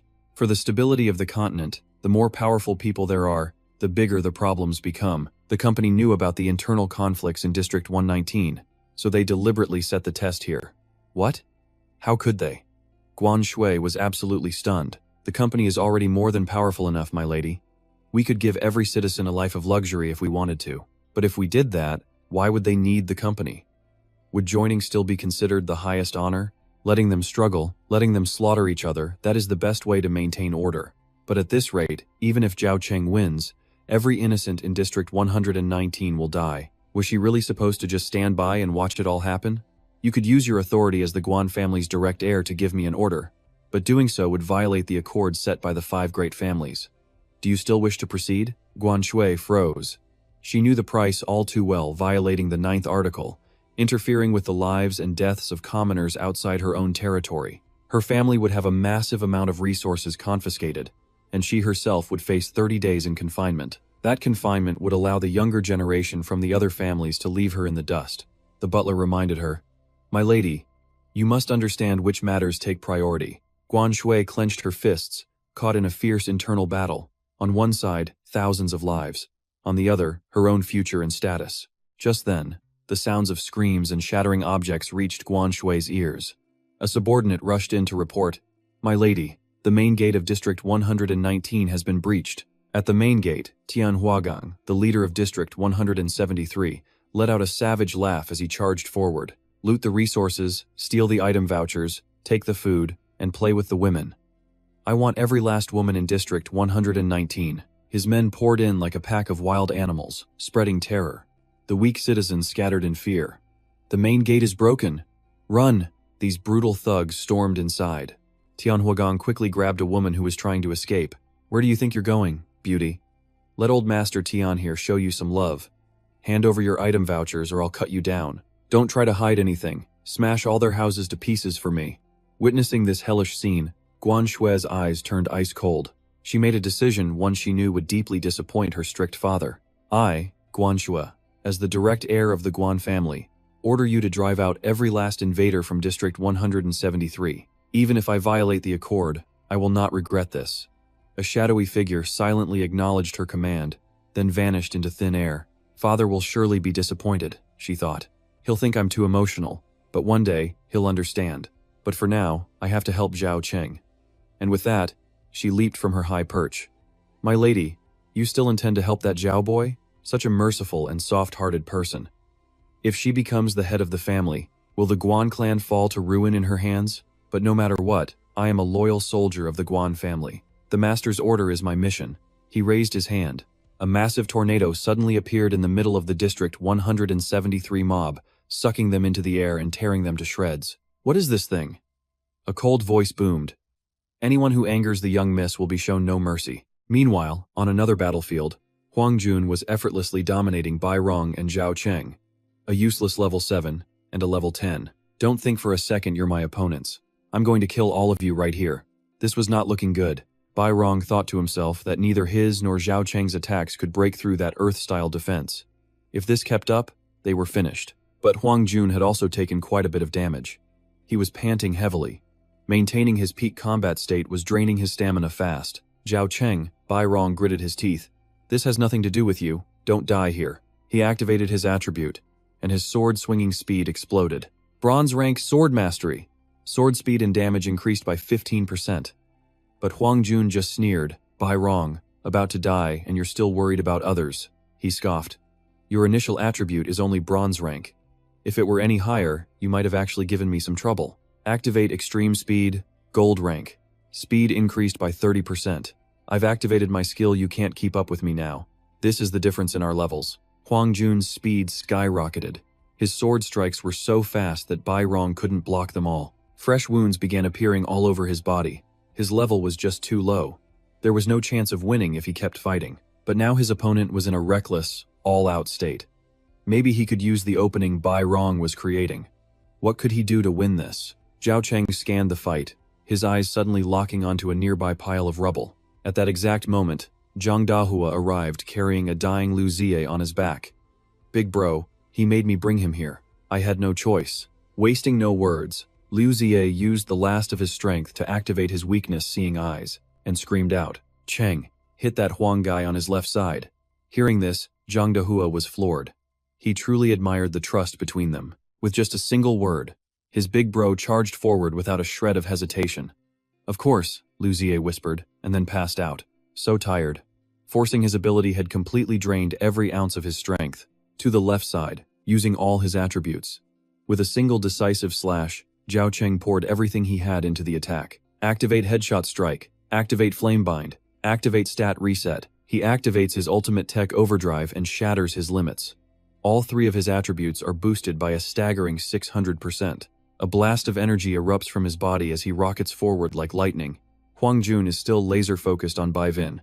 You're all out of steam, now die. He unleashes a final blow, but Zhao Cheng moves even faster. A flash of his sword slices into Huang Jun's left side, the exact weak spot Lu Xie had pointed out. And just like that, it's over. Me? I lost to someone like you? Huang Jun can't believe it. Zhao Cheng's blade carves a final arc, slicing him clean in two. But after that devastating attack, Zhao Cheng is completely spent. He staggers for a moment before collapsing. Luckily, Bai Vin is there to catch him. At that exact moment, Guan Shui arrives, just in time to witness the spectacular finish. Zhao Cheng. He actually managed to defeat a level 20 awakened. She remembers he was only level 7 before. What kind of prodigy is this guy? The examination officer can't help but wonder. Bai Vin spots her and quickly says, "No need for formalities." Guan Shui steps forward. He is the one who passed this assessment. This examiner has an incredible reputation. She's not one to show favoritism to some newcomer. After all, she's seen her fair share of amazing rookies. But contrary to Bai Vin's expectations, Guan Shui speaks up. "Give him to me. Manager Jiang's battle is nearly finished. Go see if you can lend him a hand." Bai Vin hesitates for a second, then nods and leaves. Guan Shui gently supports the unconscious Zhao Cheng, her gaze a mix of worry and joy. She softly brushes the sweat and blood-matted hair from his forehead. "We meet again, Cheng Zi." Bai Vin freezes in place, his eyes wide in absolute disbelief at the scene before him. What in the world is the relationship between this examiner and Zhao Cheng? He has never seen an officer treat a rookie this way. His shock hits its peak when Guan Shui, a person of such noble status, actually bends down and gently lifts the unconscious Zhao Cheng onto her back. A piggyback? Is he really seeing this? What kind of background does Zhao Cheng even have? Some big shot's boy toy? But what VIP would personally carry their own gigolo? Bai Vin feels his entire perception of reality shattering. Manager Jiang, you were so wrong about this kid. High above, the other battle has finally reached its end. Hey Li, Jiang Wei hovers in midair, his voice like ice. Finally, no one else is in my way. Now, I'm going to take your head. Jiang Wei, don't think you've won. Hey Li roars back, but the exhaustion in his voice tells the real story. Jiang Wei doesn't waste words.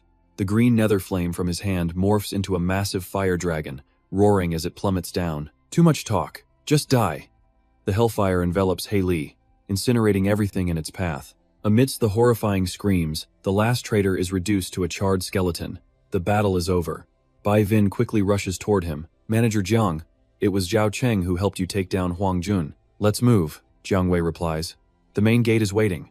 No need, sir. Someone already handled all the intruders from Sector 173.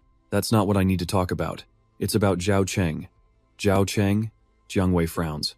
What about him? A moment later, after Bai Vin recounts the entire story, Jiang Wei's calm and collected expression finally cracks. Is what you're saying true? The examiner carried him on her own back? 100% certain? Bai Vin confirms it. Not only can Zhao Cheng help you kill someone like Huang Jun, he has an incredibly close relationship with the examiner. No big shot would ever care that much about a pretty face. Zhao Cheng's identity must be far beyond anything we could guess. Could he be the illegitimate son of some powerful figure? Bai Vin asks, making a bold guess. It's possible, Jiang Wei mutters, a complex light flashing in his eyes. If that's true, he could rise to a position far beyond mine and accomplish things that I never could. The only condition is that I plant a seed of loyalty in his heart now. In a clean, warm room, Zhao Cheng suddenly wakes, snapping into a defensive stance. Where is this? Oh, Chengzi, you're awake? It's the familiar voice of Yezi. Want some? It's a taste of home, made from the mutated cassava in Sector 226. Yezi, where are we? Still in Sector 119. This is one of the examiner's temporary safe rooms, Yezi says while chewing. You've been asleep for 3 days. 3 days? He wonders if this is a side effect from forcing the fusion power. Hey Chengzi, you sure you don't want a piece? They even put brown sugar in it, real brown sugar. Suddenly, the door clicks open, and a familiar figure walks in. You're awake? Hearing that voice, he looks up, hardly able to believe his own eyes. And that's where the video ends for today. If you liked it, don't forget to hit like to support the channel.